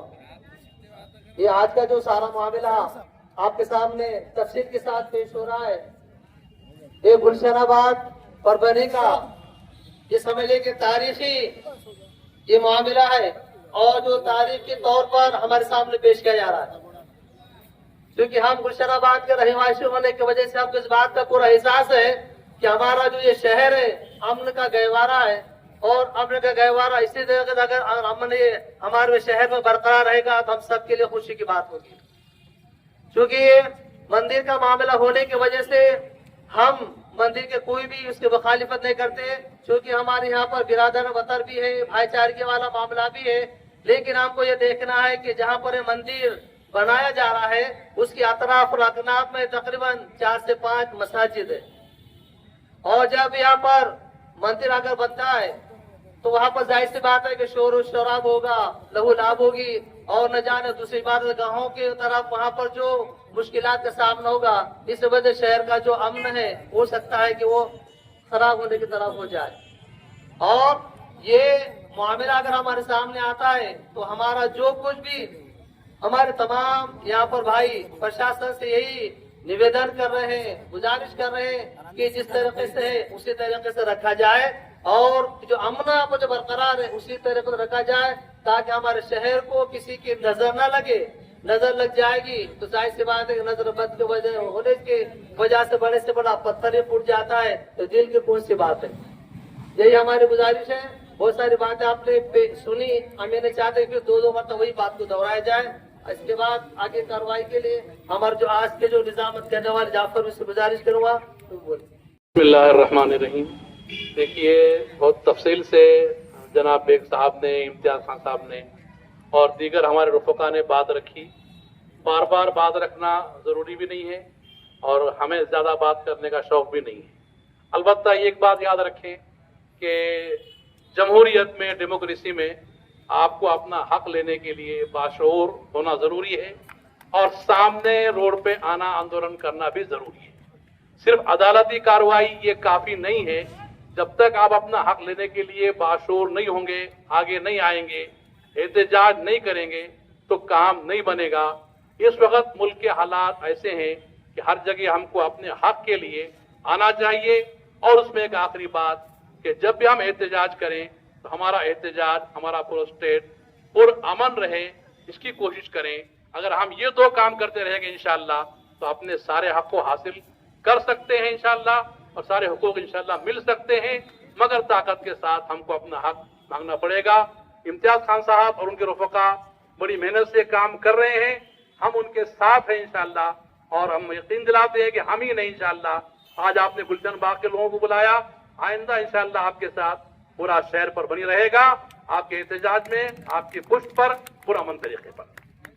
जाते हैं बदनाम, हम आह भी करते हैं तो हो जाते हैं बदनाम, वो कत्ल भी करते हैं तो चर्चा नहीं होता। अभी ये जो बात है ना, ये शेर शायरी में और नहीं समझने वाली बात करना पड़ेगी, क्योंकि पुलिस प्रशासन, जिला प्रशासन सब अपने विरोध में है, बराबर है। वो चाह रहे कि क्या होना क्या नहीं होना, वकील साहब को कैसा अंदर डाल देना, मोर्चे को कैसा दबा देना, और ये जो आवाज उठ रही है मुसलमानों की तरफ से उसको कैसा दबा देना, बराबर है। अब आपको याद दिलाता चलूं, अपन जाएंगे उसके पस मंजर में। दिन था 26 जुलाई 2025 सुबह 8 बजे। क्या हुआ? 26 जुलाई 2025 में सुबह 8 बजे के दरमियान में, जो कि शहर के मध्य भाग में गुलशना बाग है, बराबर है, उस गुलशना बाग में संविधान की हत्या की गई। किसकी हत्या की गई? बड़ी जिम्मेदारी के साथ कह रहा हूं, संविधान की हत्या की गई। संविधान समझता है? दस्तूर हिंद का कत्ल किया गया उस दिन, पता है आप लोगों को? उस दिन में वहां पर सुबह 8 बजे कलम 144 यानी कि जिस तरह से कर्फ्यू लगा जाता है उस तरह से कर्फ्यू का माहौल पैदा किया गया। किया गया क्या नहीं किया गया? बताइए गुलशना बाग के रहवासियों। सुबह 8 बजे के दरमियान sub divisional magistrate, taluka magistrate की उपस्थिति में यह संविधान का कत्ल किया गया। और ये कत्ल के जिम्मेदार कौन है? आप लोग हैं। आप लोग वहां से घरों से बाहर नहीं निकले, आपका कॉम्बिंग ऑपरेशन किया गया। 8 बजे किया गया कि नहीं किया गया? आपके घरों के सामने रस्सी लगा दी गई, 100 पुलिस का फोर्स वहां पर लगाया गया। लगाया गया कि नहीं लगाया गया? किसने पूछने की हिम्मत की वहां पर कि ये पुलिस फोर्स किस लिए लगाई गई है? नहीं पूछा। हम नहीं पूछ रहे हैं तो ये आफतें आ रही है ना भाई, पूछना चाहिए था उस दिन। 26 जुलाई की उस सुबह में गुलशना बाग में परभनी की तारीख में काला वर्ष लिखा जाएगा कि संविधान की हत्या की गई और हमने खामोशी से उसे देखा। लेकिन हमने नहीं देखा उसे खामोशी से, हमने उसका विरोध किया, उस बात का विरोध किया। उस सब डिविजनल ऑफिसर के आंखों में आंख मिलाकर उसका हाथ पकड़कर हमने बात की कि ये गैर कानूनी काम आप कर रहे हैं, इस पुलिस प्रशासन का गलत इस्तेमाल आप कर रहे हैं। कोई था पूछने वाला? अभी ये अफवाह फैला रहे हैं। कल से मैं माहौल देख रहा हूं शहर का। तुषार भाऊ, आमची जनता चांगली आहे, आमची आवाम चांगली आहे, आमच्या जनतेला सर्व करते तुषार भाऊ, परंतु आमच्या जनतेची ऐन वेळे दिशाभूल केली जाते। काय दिशाभूल केले जाते? काहीतरी अफवा पसरवल्या जातात। ये मसला अपना नहीं है भाई, अपने को नहीं जानेगा, अपने पास 2 फरिश्ते हैं वो बचा लेंगे। अरे कहा रे भाई फरिश्ते? यहाँ पे जब तीन डाउन अपने ऊपर अत्याचार कर रहे थे, वो नाम महानगर पालिका का कमिश्नर अमरीश पुरी, दूसरा एक जिला प्रशासन का राजेश खन्ना, बराबर है, और तीसरा जो अपने दरमियान में अभी मौजूद है वो देवानंद। पहचानो कौन है देवानंद? बराबर है क्या? एक देवानंद, एक राजेश खन्ना और अमरीश पुरी। अमरीश पुरी और देवानंद चले गए, क्यों गए? अमरीश पुरी और देवानंद क्यों गए? अमरीश पुरी और देवानंद इसलिए गए कि पालक सचिव यहां पर आए थे। मैंने पालक सचिव से कहा, परभनी में 27 के दिन उनकी यहाँ पे मीटिंग थी, मिलने नहीं दिया गया मुझे, लेकिन मैंने जबरदस्ती घुसकर पालक सचिव दीपक शर्मा साहब से मुलाकात की और उन्हें कहा कि साहब ये मैटर सब्जुडाइज है, सिविल कोर्ट के पास पेंडिंग है और वर्शिप एक्ट 1991 ये कहता है कि जो धर्म स्थल जैसा है उसकी स्थिति वैसी रखी जाए। बराबर है कि नहीं? अब ये जो घटना चालू हुई 1982 से चल रहा है नागोबा मंदिर का मसला, बराबर है, 1982 से चल रहा है, तो उसकी स्थिति वैसी रखनी चाहिए जैसा मंदिर है वहां पर। किसी ने विरोध किया? हमने नहीं किया। हम तो चाह रहे हैं कि भाई जैसा है वैसा रखो। कोई गुलशाना बाग वालों ने उसका विरोध किया? नहीं किया भाई। हम संविधान प्रेमी हैं, ये देश संविधान से चलेगा और हम भी संविधान से चलेंगे। चलेंगे कि नहीं चलेंगे? चल रहे हैं ना, लाते खा रहे हैं पुलिस की, संविधान को बचाने के लिए खा रहे हैं। खा रहे हैं कि नहीं खा रहे? क्यों खा रहे हैं? कि संविधान की विडंबना न हो, संविधान की रक्षा के लिए जुल्म सह रहे हैं कि हमें आशा है कि प्रशासन से हमें न्याय मिलेगा, हुकूमत से हमें न्याय मिलेगा, हमें इंसाफ मिलेगा, और वह इंसाफ मिलने की शुरुआत हो चुकी है।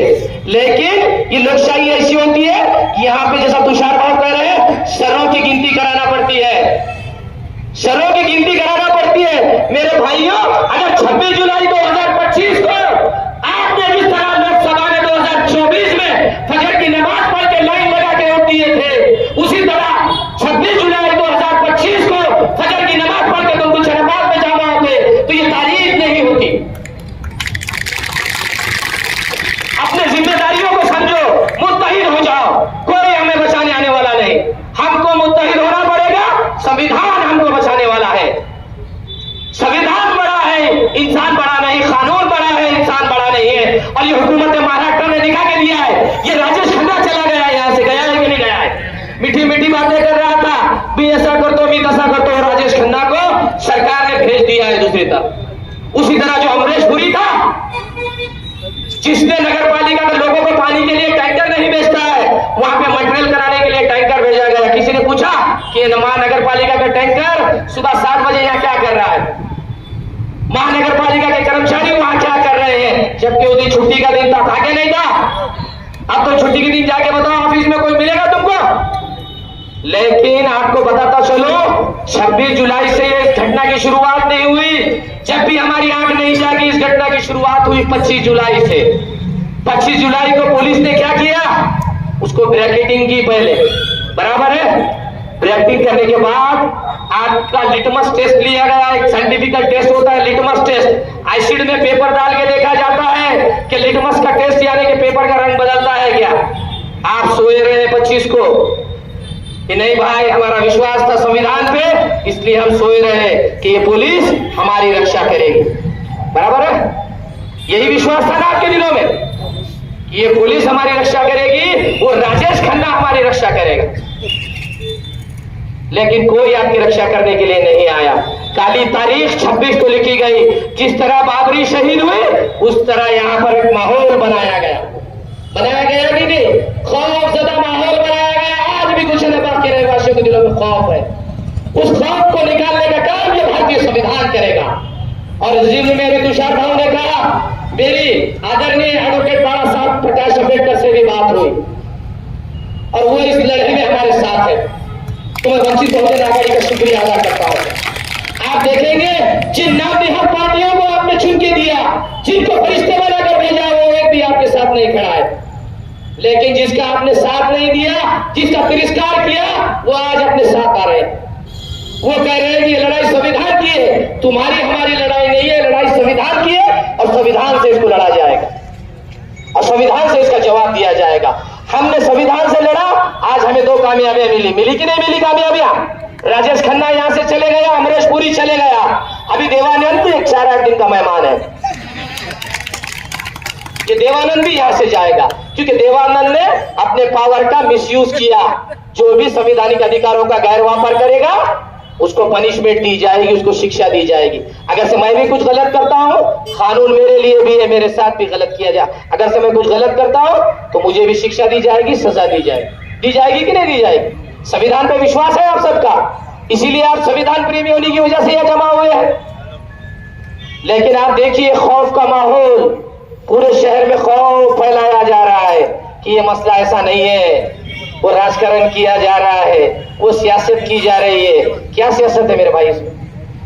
बताइए साहब, गुलशन बाग के रहवासी बताइए क्या सियासत है इसके अंदर? ये एक समाजकारण का एक भाग है। समाजकारण के जरिए इसको इसलिए रोका जा रहा है कि आगे की तदबीरें अगर से आप देखेंगे, ये लिटमस टेस्ट उनका पास हो गया, यानी कि इसका रिएक्शन नहीं आया। तो इसके बाद मंगलवार की जुमा मस्जिद है। क्या किया है जुमा मस्जिद का पता है आप लोगों को?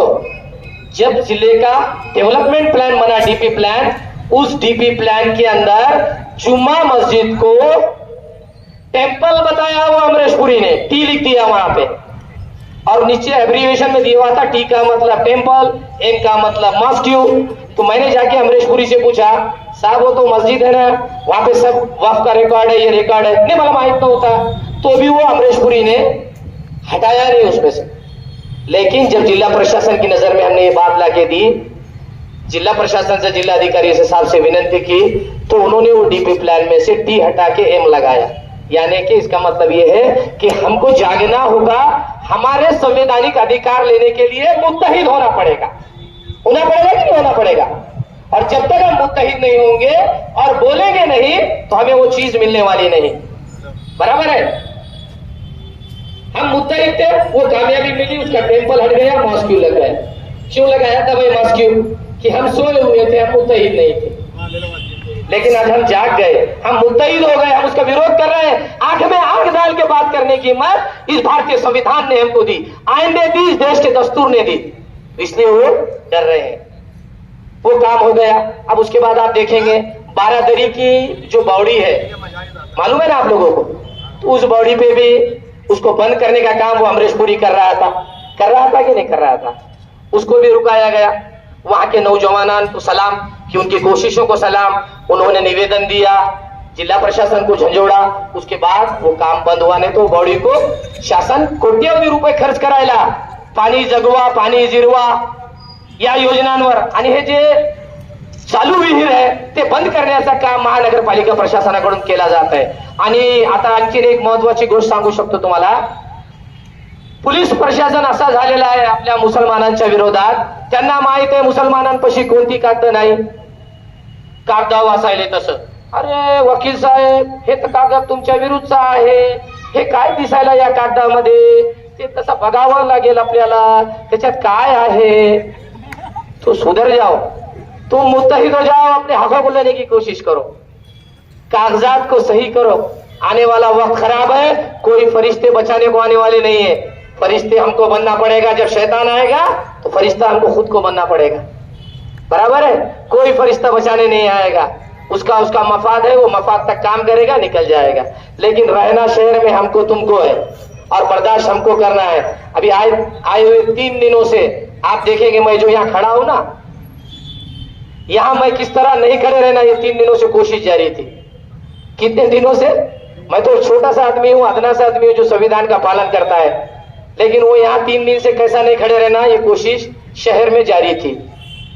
और इसमें पूरा एडमिनिस्ट्रेशन लगा हुआ की त्या इम्तियाज वकिलाला बोलू देऊ नका, त्याला उभं राहू देऊ नका आणि ते कार्यक्रम रद्द करा।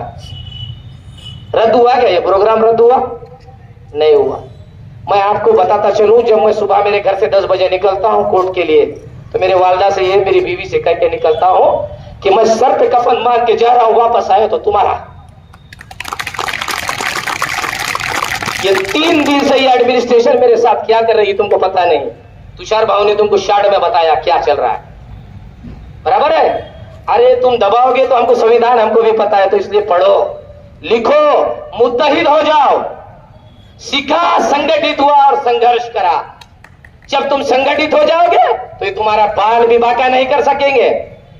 हमारे में संगठन नहीं है, संगठन की कमी है, इतिहास की कमी है, इस वजह से ये लोग हम पे गालिब आ रहे हैं।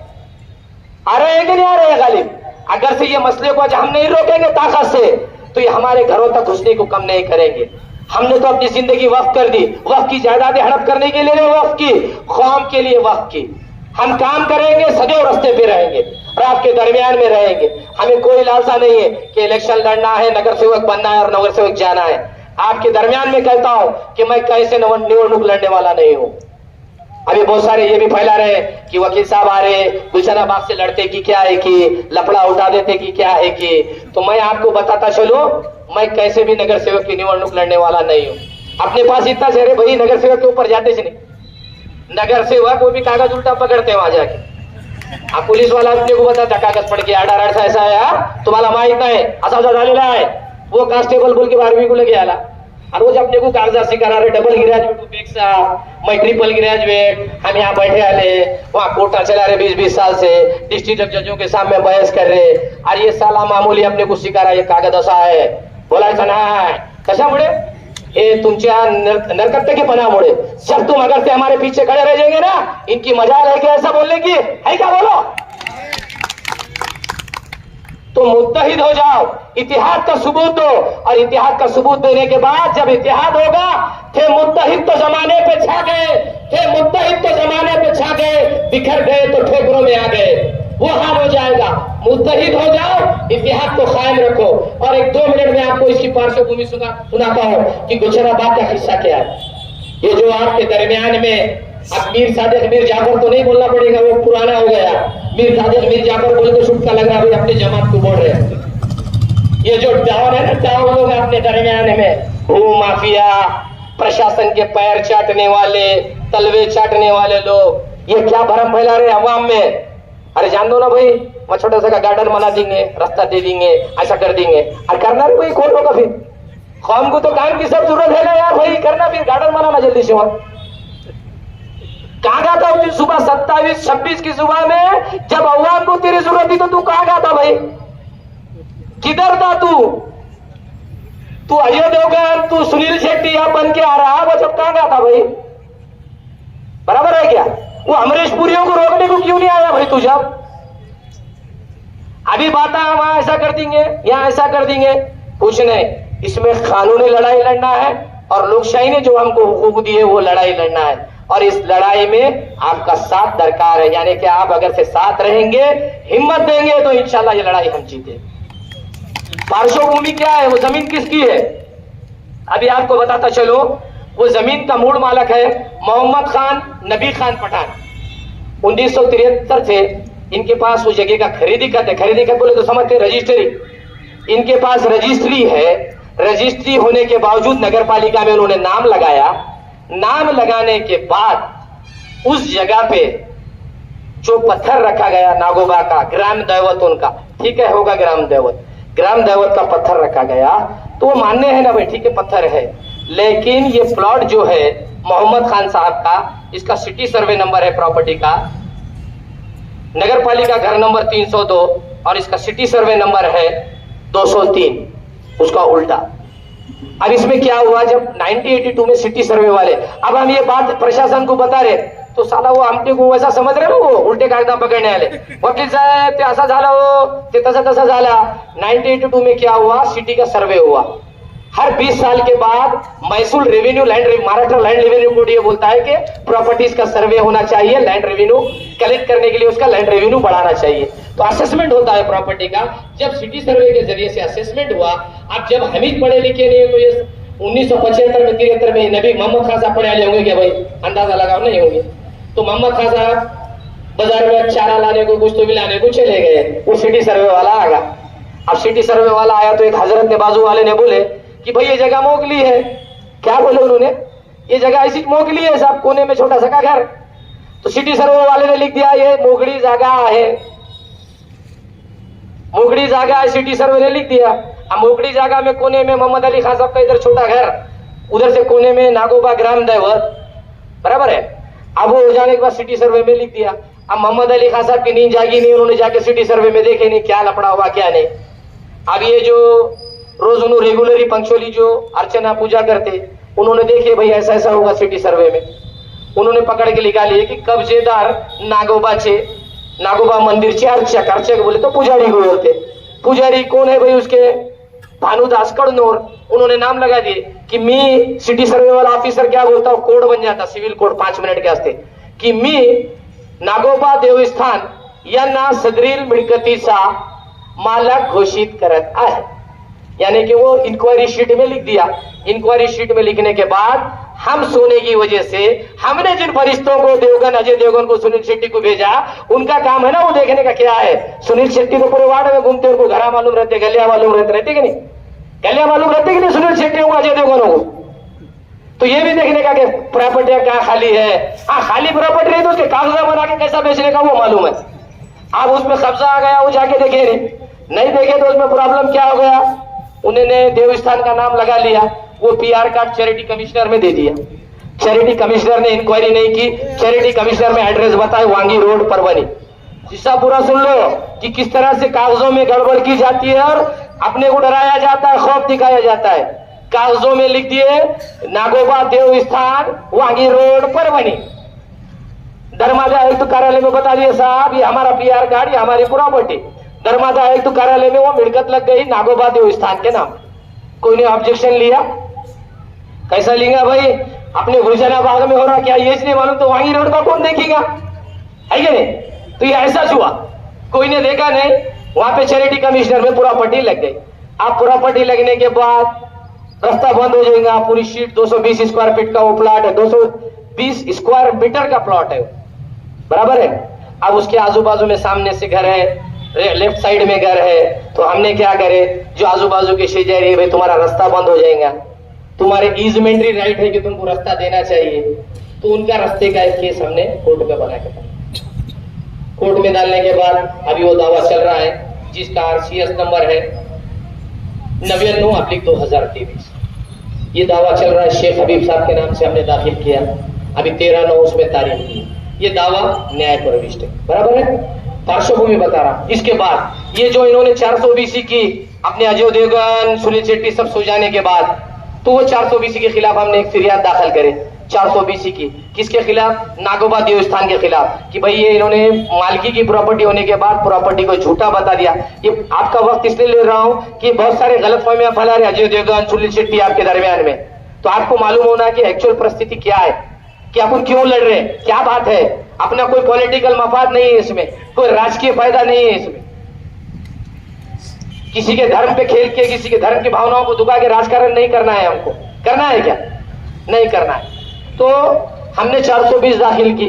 420 दाखिल करने के बाद नीचे के कोर्ट को लगा कि भाई वो बराबर नहीं है, तो हमने उसको रिवीजन फाइल कर दिया सेशन कोर्ट में, जिसका क्रिमिनल रिवीजन नंबर 97/23 है। ये एजाज अहमद के नाम से हमने दाखिल किया, जो वहां के रहवासी जिनको तकलीफ हो रही है घरों की, ठीक है। अब इसके बाद मोहम्मद अली खान साहब भी आ गए, यार भाई मेरी मिलकत है। तो हमने बोले भाई तुम्हारा भी दावा डालो। मोहम्मद अली साहब ने भी एक दावा दाखिल करे, जिसका नंबर है 391/2023। नजर मोहम्मद खान जो उनके पोतरे या बेटे हैं, उनके जरिए से दावा दाखिल करे। वो दावे के अंदर क्या हो गया, एक कायदेशीर अड़चन आ गई। चैरिटी कमिश्नर के अंदर वो प्रॉपर्टी लगने की वजह से चैरिटी कमिश्नर का सैंक्शन जरूरी होता है सिविल सूट फाइल करने के लिए। तो कोर्ट ने वो प्लेट हमारी वापस दे दिया, रिजेक्ट नहीं बोलते उसको, प्लेट वापस दे दिया। अभी प्लेट वापस लेने के बाद हम उसके ताल्लुक से हाई कोर्ट में हमने उसकी अपील फाइल कर दी, और चैरिटी कमिश्नर के पास भी एप्लीकेशन दी है कि ये झूठा ऐसा धांधलियां हुई है, इसके अंदर दावा दाखिल करने की हमको परवानगी दो। इंशाल्लाह वो परवानगी बहुत जल्दी मिल जाएगी और वो दावा भी दाखिल हो जाएगा और प्रॉपर्टी का दावा चलेगा। अब जब इतनी हरकतें, इतने कानूनी कार्रवाइयां होने के बाद ऐसा हो सकता है क्या भाई कि तुम्हारे पास पीआर कार्ड है जो कि चैलेंजेबल है, जिसपे हमने 420 दाखिल की कि भाई आपने खोटा कार्ड बनाया है, तो आप जो है सो पुलिस महकमे को, नगर पालिका को, जिला प्रशासन को लेके मुनज्जम तरीके से 27 तारीख को आके संविधान की हत्या करते और वहां फेंसिंग लगा के जाते हैं। तो ये सही है या गलत है? दावा तो पेंडिंग है, ठीक है। ये दावा पेंडिंग नहीं भी रहता है, ऐसा समझो कि हमने कुछ कार्रवाई ही नहीं की। तो वर्शिप एक्ट 1991 क्या बोलता है? जब बाबरी मस्जिद का सानहा नहीं हुआ था उससे पहले एक कायदा सेंट्रल गवर्नमेंट ने अस्तित्व में लाया, उसका नाम है वर्शिप एक्ट 1991। 1900 का कायदा, 1991 का कायदा क्या बोलता है कि जो धार्मिक स्तर जैसे है उनकी स्थिति को वैसा बरकरार रखा जाए।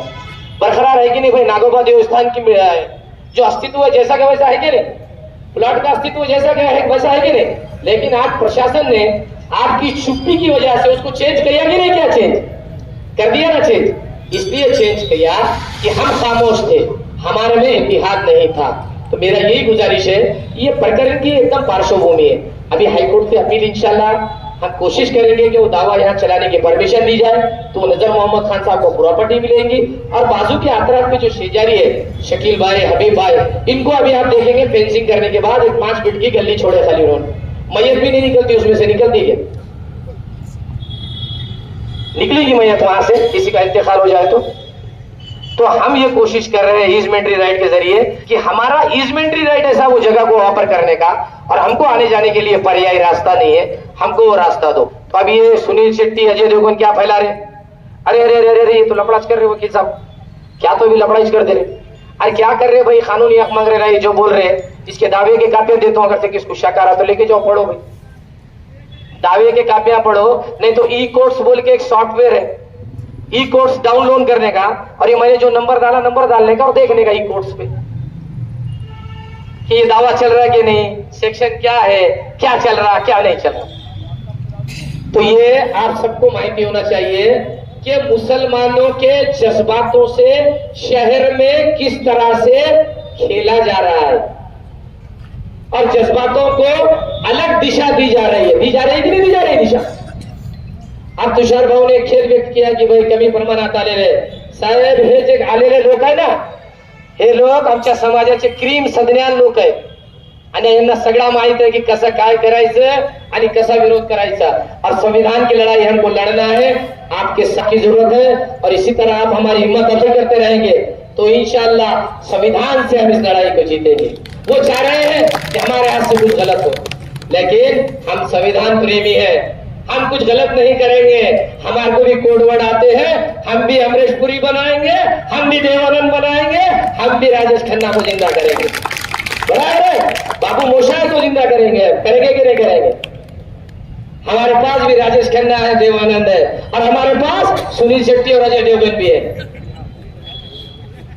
लेकिन सुनील शेट्टी और अजय देवगन आ नहीं रहे अपने कामों में।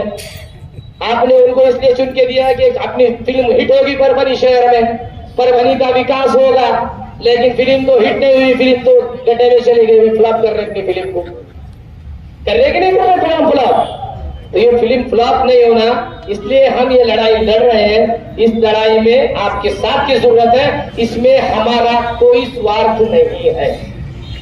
मैं जाफर खान साहब, सकल मुस्लिम समाज आरक्षण कृति समिति, यानी सकल मुस्लिम समाज बोले तो पूरा मुस्लिम समाज, इनके हकों के लिए हम लड़ते हैं। आप देखेंगे इस उपोषण ग्राउंड पे 60 दिन तक हमने उपोषण किया। किस लिए किया? मुस्लिम रिजर्वेशन के लिए किया, क्या नहीं किया भाई? तो मेरे बच्चों को रिजर्वेशन मिलने वाला था। उसके बाद हमने संवैधानिक मार्ग अपनाया, आजाद मैदान में बैठे हैं, मुंबई आजाद मैदान में बैठे। संवैधानिक तरीका है कि गलत है? अब ये जो हम जमा हुई संवैधानिक है कि गैर संवैधानिक है? तो इसके लिए हमारे पे दड़पन, अमरीश पुरी, शक्ति कपूर छोड़े जा रहे हैं हमको रुकाने के लिए, हाँ? तो ये सही है क्या? तो हमको हमारे हुकूक की लड़ाई लड़ने के लिए संवैधानिक मार्ग से ही जाना है। लेकिन हमने लोकशाही मार्ग से जो लड़ा, जो निवेदन दिए, जो मुलाकातें की अधिकारी को, यानी कि आउट ऑफ कोर्ट, देख साहब, कोर्ट के बाहर की जो लड़ाई लड़ी, इसमें हमें बहुत जल्द से जल्द कामयाबी मिली कि नहीं मिली? अमरीश पुरी चले गया, राजेश खन्ना चले गया, तो ये लड़ाई लड़ना पड़ती है, रास्ते पे आना पड़ता है। जब लॉ एंड ऑर्डर का प्रॉब्लेम आएगा, कायदा सुव्यवस्थेचा प्रश्न निर्माण होतो, त्यावेळेस शासनाला दखल घ्यावी लागते। राज्य शासन आपलाही आहे, राज्य शासन त्यांचाही आहे, आणि शासनकर्ते जे आहे आपल्यासाठी आहे, आणि हे जे लोकसेवक आहेत ना, ते सुद्धा आपल्या सेवेसाठी आहे। आपल्या उत्पन्नातून, आपल्या आयकरातून त्यांना पगार दिला जातो। ते लोकसेवक आहेत, आपल्या सेवेसाठी आहे। फक्त तुम्हाला माहिती नसल्याने तुमच्यावर ते अत्याचार करतात, त्यांचा हात धरण्याचा तुम्ही हिम्मत तुमच्या ठेवा, तुमच्याकडे वळून पाहणार नाही ते। ती ताकद कुठून निर्माण होणार? अशा प्रकारचे आंदोलन म्हणून निर्माण होणार। संवैधानिक लड़ा लड़ने तो ताकत निर्माण होणार। हमें कहां से आई ताकत? ये ताकत संविधान को पढ़ने के बाद, बाबा साहब अम्बेडकर के चरित्र को पढ़ने के बाद, प्रकाश अम्बेडकर साहब के साथ रहने के बाद, जिन्होंने सोमनाथ सूर्यवंशी को कोर्ट में खड़े रहकर इंसाफ दिलाया कि नहीं परभनी का? एक शमशेर खान कस्टोडियन डेथ हो गई थी, कोई आया अपना मुसलमान रास्तों पे? अरे वो मर गया होगा भाई, कुछ तो भी चोरी करा। हम आए रास्ते पे और शमशेर खान को इंसाफ दिलाया, दिलाई कि नहीं शमशेर खान को इंसाफ? लेकिन उससे बड़ा इंसाफ सोमनाथ सूर्यवंशी को मिला। तो मैं आदरणीय बाड़ा साहब का शुक्रगुजार हूं कि परभनी के सोमनाथ सूर्यवंशी को उन्होंने इंसाफ दिला के एक इंसाफ के चिराग को परभनी से जलाया है। और उसकी लो हमको छोड़िए, और जिसमें हम आपके लिए कोशिशें कर रहे हैं, लेकिन इन कोशिशों के लिए चिराग में तेल भी डालना पड़ता। अब वो तेल कैसा है? तुम्हारी हिम्मत। तुम हिम्मत तो हम कहां घुसेंगे, देखो तुम्हारी हिम्मत हमारा काम, और काम भी ऐसा निस्वार्थ काम, कोई स्वार्थ नहीं। हमको नगर सेवक नहीं बनना है, अजय देवगन नहीं बनना है, सुनील शेट्टी नहीं बनना है। हमको सामाजिक काम करना है, कौम के लिए काम करना है। और यही चढ़वड़ नहीं है, हम बेलदार समाज के लिए लड़ रहे हैं, वैलिडिटी के लिए। उनके वैलिडिटी को जो बच्चे अपने तो पहले पढ़ते नहीं, पढ़ने के बाद वहां पे 50-50 हजार रुपए बच्चों से लिए जा रहे हैं। जात पड़तालनी समिति में 50,000 रुपए बच्चा कहां से देगा एजुकेशन की फीस भरने के लिए? नहीं। तो हम उसके लिए 2 दिन उपोषण पे बैठे, और वहां पे पार्टी के संचालक से यह माहिदा किया कि साहब, हमारे जो होतकरू विद्यार्थी पढ़ते हैं गुणवत्ता के आधार पे, अगर से उनका बाप गवर्नमेंट काम करता है, मजदूरी करता है, उसके पास लेबर कार्ड है, तो आपको उसको वैधता देना चाहिए, उसको शिक्षण से वंचित नहीं रखना चाहिए। ये हमारी डिमांड है, पार्टी ने मान्य कर ली। उन्होंने कहा कि गुणवत्ता के आधार पे हम बेलदार समाज का प्रमाण पत्र देंगे, हम ओबीसी समाज का प्रमाण पत्र गुणवत्ता के आधार पे देंगे। गैर कायदेशीर मांगनी नहीं की हमने क्या कहा? पुरावे देखकर आप प्रमाण पत्र दो, बच्चों को सताओ मत। तो जिस तरह हम लोकशाही से लड़ेंगे उसके रिजल्ट सामने आ रहे हैं। 2 रिजल्ट आ गए हैं, और अभी आपने जो आज यहाँ शमूलियत दी है, एक 4 से 8 दिन में आपको रिजल्ट आएगा कि देवानंद भी यहां से चला गया। क्यों गया देवानंद? लॉ एंड ऑर्डर के प्रॉब्लम में गया, उसने अपने पद का गैर इस्तेमाल किया। यानी कि हम प्रशासन से लड़ने की लड़ाई ताकत किस लिए रखते हैं? कि संविधान ने हमको ताकत दी है, और आप लोग हमारे साथ हैं। तो आप शाना बशाना हमारे साथ खड़े रहिए, हमारे हिम्मतों में इजाफा करने की कोशिश कीजिए, हमको डिस्करेज करने की कोशिश मत कीजिए। हम आपके साथ हैं, निस्वार्थ आपकी सेवा में है। यही मसला नहीं, और कोई मसला होता है तो वो भी मसले में हम हाजिर होने के लिए तैयार रहेंगे। परभनी के मुस्लिम समाज से रिलेटेड जो भी मसाइल रहेंगे उसमें हम साम दाम दंड भेद के साथ हाजिर रहेंगे। अब इसको स्पष्ट करके बताए तो पुलिस प्रशासन बैठे वाला है, साम दाम दंड भेद किसको बोलते हैं? वो नहीं बोलने का। साम दाम दंड भेद के साथ हम आपके साथ शाना बशाना खड़े हैं, और हम इस देश के संविधान को मानने वाले लोग हैं। अमन अमान की जिम्मेदारी हमने ली है शहर की, और अमन अमान शहर में कायम रखने की जिम्मेदारी हमारी है, और बिल्कुल उस अमन अमान को हम बरकरार रखेंगे। कायदे पे, संविधान पे हमारा विश्वास है, और ये विश्वास आज आप लोगों ने हाजिर होकर दिखा दिया कि हमारा विश्वास संविधान पे है। और मैं तमाम लोगों का 1 मिनट लूंगा, आप सब उठ के सावधान में खड़े रह जाए, राष्ट्रगीत पढ़ना है। हम बताएंगे कि हम भी इस संविधान को मानते हैं। सावधान।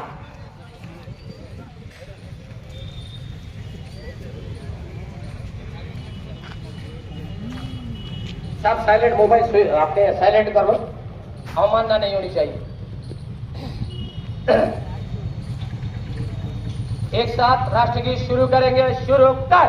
जन गण मन अधिनायक जय भारत भाग्य विधाता, पंजाब सिंध गुजरात मराठा द्राविड़ उच्चल बंगा, विंध्य हिमाचल यमुना गंगा, उच्चल जल तरंगा, तब शुभ नामे जागे, तब शुभ आशीष मांगे, गाए तब जय गाथा, जन गण मंगल दायक जय है भारत भाग्य विधाता।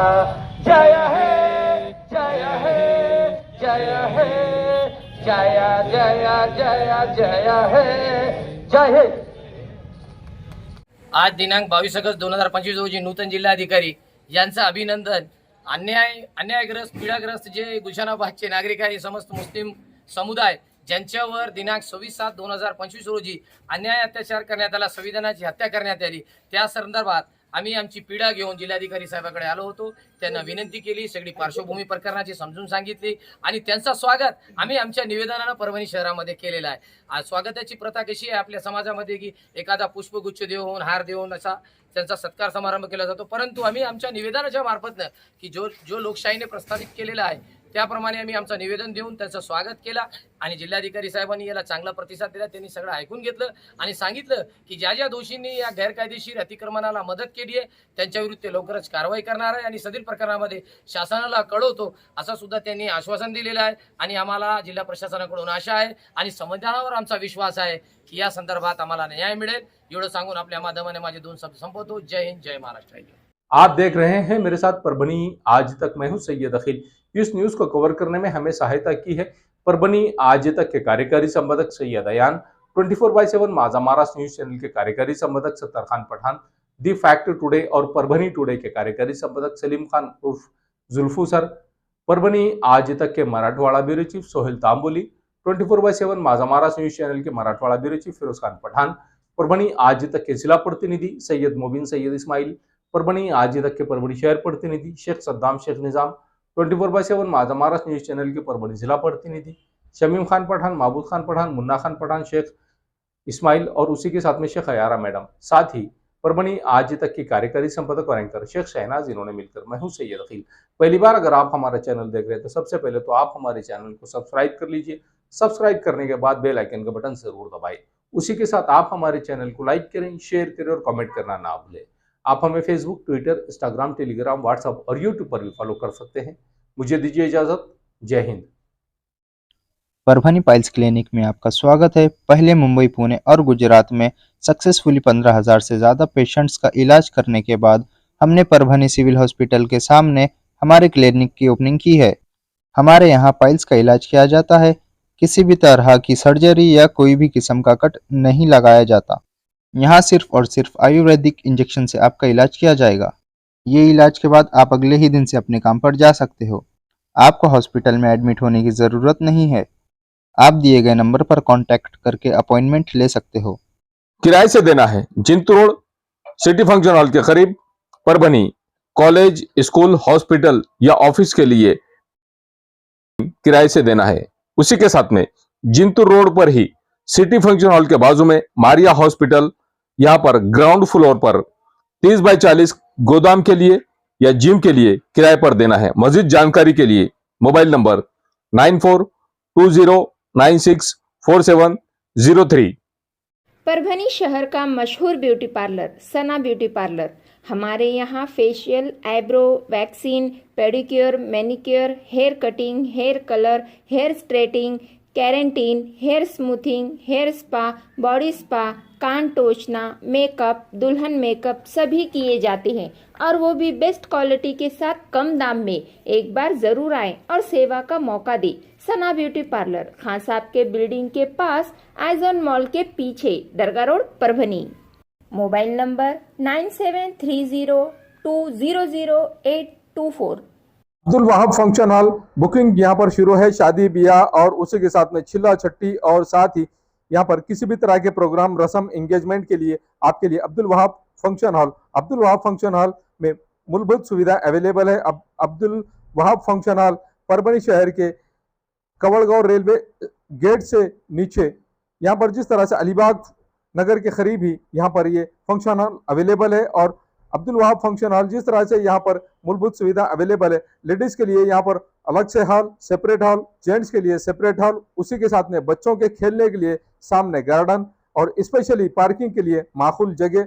अब्दुल वहाब फंक्शन हॉल में अगर आपको शादी करना है, आप अपने बच्चों की शादी अगर करवाना चाहते हैं, अगर आपको बच्चों का एंगेजमेंट कराना है, बच्चों का अगर छिल्ले का प्रोग्राम है या मीटिंग है, तो ऐसी सूरत में परभनी शहर में तो भैया सिर्फ एक ही नाम है, अब्दुल वहाब फंक्शन हॉल, जाहिद खान. इनसे आप राब्ता कर सकते हैं. स्क्रीन पर दोनों भी कॉन्टैक्ट नंबर दिए गए हैं. अगर आप बुकिंग करना चाहते हैं, अगर आपके घर में शादी है, अगर आपके घर में छिल्ला है, तो ऐसी सूरत में आप अब्दुल वहाब फंक्शन हॉल में अपने प्रोग्राम की बुकिंग कर सकते हैं और बुकिंग के लिए स्क्रीन पर नंबर दिए गए हैं.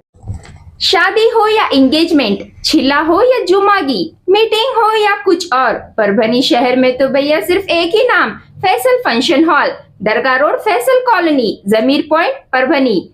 बुकिंग शुरू है, जल्द ही संपर्क करें। Syed Muzammil, mobile number 8177941481, second number 9922855585। Faisal function hall की खुसूसियत, 2 व्हीलर 4 व्हीलर के लिए भरपूर पार्किंग व्यवस्था, लेडीज के लिए पर्दे का माकूल इंतजाम और सेपरेट कुशादा हॉल, जेंट्स के लिए separate hall, separate washroom, ladies के लिए सेपरेट हॉल, माकूल पानी का इंतजाम, दरगाह से करीब, सबसे कम बजट में। विजिट जरूर कीजिए, आज ही बुकिंग करें। महबूब पार्क फंक्शन हॉल, मनसब नगर, जाम पारवा गेट, दरगाह रोड, परभणी। शादी हो या एंगेजमेंट, चिल्ला हो या जुमागी, मीटिंग हो या फिर कुछ और, परभणी में तो भैया सिर्फ एक ही नाम, महबूब पार्क फंक्शन हॉल, मनसब नगर, जाम पारवा गेट, दरगाह रोड, परभणी। बुकिंग शुरू है। Mobile number 9960569383, 8421903333। इसके साथ ही 9822829035। हाजी महबूब अंसारी। याद रहे, आप हर तरह के प्रोग्राम हमारे फंक्शन हॉल में मनाएं। आज ही अपने प्रोग्राम की बुकिंग करें। मिर्जा मेस, परभणी। अगर आप परभणी शहर में रहते हैं और घर के खाने का लुत्फ लेना है तो संपर्क जरूर करें मिर्जा मेस, परभणी। घर पहुंच सेवा खाने के टिफिन के लिए जरूर संपर्क करें। मोबाइल क्रमांक 8830266947। क्वालिटी की तलाश यहाँ खत्म। King of belts, Shaniwar Bazaar के पास, Nanalpeth corner, Parbhani. Ladies purse, school bag, original leather belt, कमर belt, wallet, body spray, perfume और भी बहुत कुछ। एक बार जरूर आए। किंग ऑफ बेल्ट, शनिवार बाजार, नानलपेट कॉर्नर, परभणी।